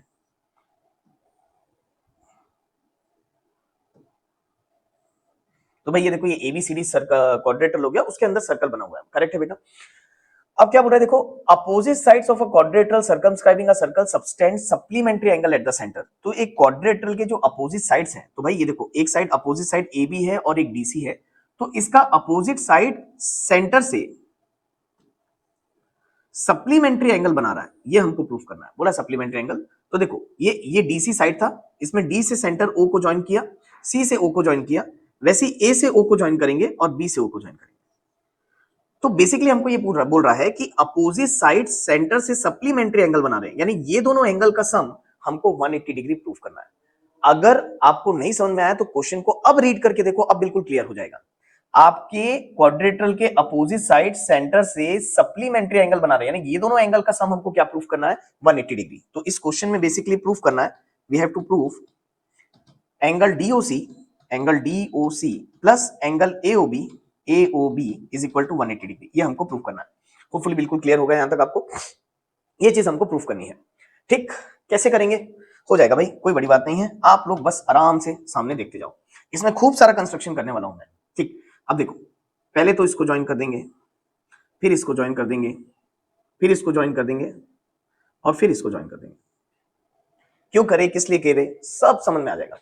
मुझे एक बात बताओ, मैं सिर्फ एक बताऊंगा, बाकी सब आपके दिमाग में क्रिस्टल क्लियर हो जाएगा। देखो, ये एक एक्सटर्नल पॉइंट है, एक्सटर्नल पॉइंट से निकले ये दो टेंजेंट, करेक्ट है। एक काम करते हैं, पहले इनका भी नामकरण कर देते हैं, एबीसीडी, इसको बोल देता हूं E F G H, correct है। अब देखो, एक्सटर्नल पॉइंट से निकले दो टेंजेंट ए और ए एच, और ये है भाई रेडियस ऑफ सर्कल, ये है आपका रेडियस ऑफ सर्कल। याद करो थ्योरम में मैंने आपको क्या पढ़ाया था, मैंने आपको बोला था अगर एक्सटर्नल पॉइंट से दो टेंजेंट निकल रहे हैं तो मैंने आपको बताया था कि भाई ये दोनों एंगल हमेशा क्या होंगे, आपके इक्वल होंगे। कुछ याद है, अगर ये एक्सटर्नल पॉइंट है, इससे दो टेंजेंट निकले, तो ए से अगर ओ को एक लाइन ज्वाइन करूंगा तो ये दोनों एंगल इक्वल होते हैं और ये दोनों एंगल भी इक्वल होते हैं। ये मैंने सीपीसीटी से प्रूफ किया था थोड़ी देर पहले, आपको याद होगा। तो मुझे इतना तो मालूम है कि भाई ये दोनों एंगल इक्वल है, तो एक काम करता हूं, इसको एक्स ले लेता हूं और इसको भी एक्स ले लेता हूं, या एक काम करते हैं यार, एक्स नहीं लेते, एक काम करते हैं, इसको ए ले लेते हैं, तो ये भी क्या हो जाएगा, ए। अब बाकी सारे पॉइंट्स को मेरे को इतना ड्रॉ करके बताने की जरूरत नहीं, खुद समझ जाओगे। बी भी एक्सटर्नल पॉइंट है, ये दो टेंजेंट बने, बी से ओ को ज्वाइन किया, तो हमको एक चीज मालूम है कि भाई, अलग अलग पेन से कर देता हूं मैं ताकि क्लियर हो जाए। तो हमको मालूम है कि ये एंगल अगर बी है तो ये भी एंगल क्या हो जाएगा हमारा, बी, करेक्ट है। ये दोनों एंगल सेम होगा। ठीक उसी तरीके से आप बताओ, अगर ये एंगल मेरा सी है तो ये एंगल भी क्या हो जाएगा, सी। ठीक उसी तरीके से, है ना, क्या लें यार, ग्रीन, ग्रीन, हम व्हाइट ले लेते हैं। तो ये एंगल को अगर मैं डी बोल दूं, लिख दिया, ये एंगल को अगर मैं डी बोल दूं तो ये भी एंगल क्या हो जाएगा, डी हो जाएगा। इतना तो आपको सबको समझ में आ गया होगा, करेक्ट है। ध्यान से सेंटर पे देखो, हमको मालूम है कि कंप्लीट एंगल, सारे एंगल का सम कितना होता है, 360, बस कर दो, आंसर आ जाएगा। क्वेश्चन है, डायग्राम अगर समझ में आ गया ना तो इसका सॉल्यूशन हार्ड नहीं है यार, हलवा क्वेश्चन है, बना के खा लेंगे। देखो यहाँ पर कैसे बनेगा। तो एक सेंटर में अगर पॉइंट है ना, तो सारे एंगल का सम 360 डिग्री होगा, इतना तो मालूम है मुझे। तो सारे एंगल का सम कर दो, A plus B plus C D plus D is equal to कितना, 360 डिग्री। बोल सकता हूं कंप्लीट एंगल। अब फटाक से बताओ, ए प्लस ए कितना हो गया यार, 2, B plus B 2b, C plus C 2c, D plus D 2d is equal to 360। अब बताओ क्या सब में से 2 कॉमन ले सकते हैं, तो a plus B plus C plus D is equal to कितना, 360। ये यार ये मल्टीप्लाई में इधर जाएगा, डिवाइड मैं यही काट देता हूं इसको, है ना, मैं काट देता हूं, 2 1 जा, ये 180 जा जाएगा। अब मैं आपसे पूछ रहा हूं, बिल्कुल ध्यान से देख के बताना मुझे, ये a प्लस बी, ये देखो, ये a प्लस बी को क्या मैं एंगल AOB लिख सकता हूं, ध्यान से देखो, ये a प्लस बी को हम क्या एंगल AOB लिख सकते हैं, बिल्कुल लिख सकते हैं। तो a प्लस बी को लिख देंगे angle AOB plus C plus D, यानी ये C प्लस डी को क्या मैं एंगल DOC बोल सकता हूं, बिल्कुल बोल सकता हूं। तो plus angle DOC is equal to कितना, 180 डिग्री। हो गया प्रूफ, यही तो प्रूफ करना था, हेंस प्रूव्ड। तो इसमें पूरा खेल डायग्राम का था, डायग्राम समझ में आ गया। अगर आपने क्वेश्चन एक बार देखा है कि कैसे बनता है तो डेफिनेटली एग्जाम में आएगा तो बन जाएगा, बहुत आसान क्वेश्चन है। तो यहां यार सर्कल चैप्टर हुआ हमारा पूरा का पूरा कंप्लीट। होप करता हूं कि वीडियो आपको अच्छा लगा होगा और अच्छे से आपको समझ में आया होगा। और अगर समझ में आया तो अच्छे-अच्छे कमेंट्स लिख के मुझे ज़रूर बताना, ताकि मुझे भी इंस्पिरेशन मिले आपके लिए अच्छे-अच्छे वीडियो लेक्चर बनाने के लिए। और ज़रूर बताना कि आप और कौन से लेक्चर के या और कौन से चैप्टर के लेक्चर्स आप चाहते हो। तो जब तक के लिए thank you class, have a nice day. Hope करता हूँ आप बहुत एंजॉय किए होगे। मिलते हैं नेक्स्ट लेक्चर में। बाय बाय बेटा।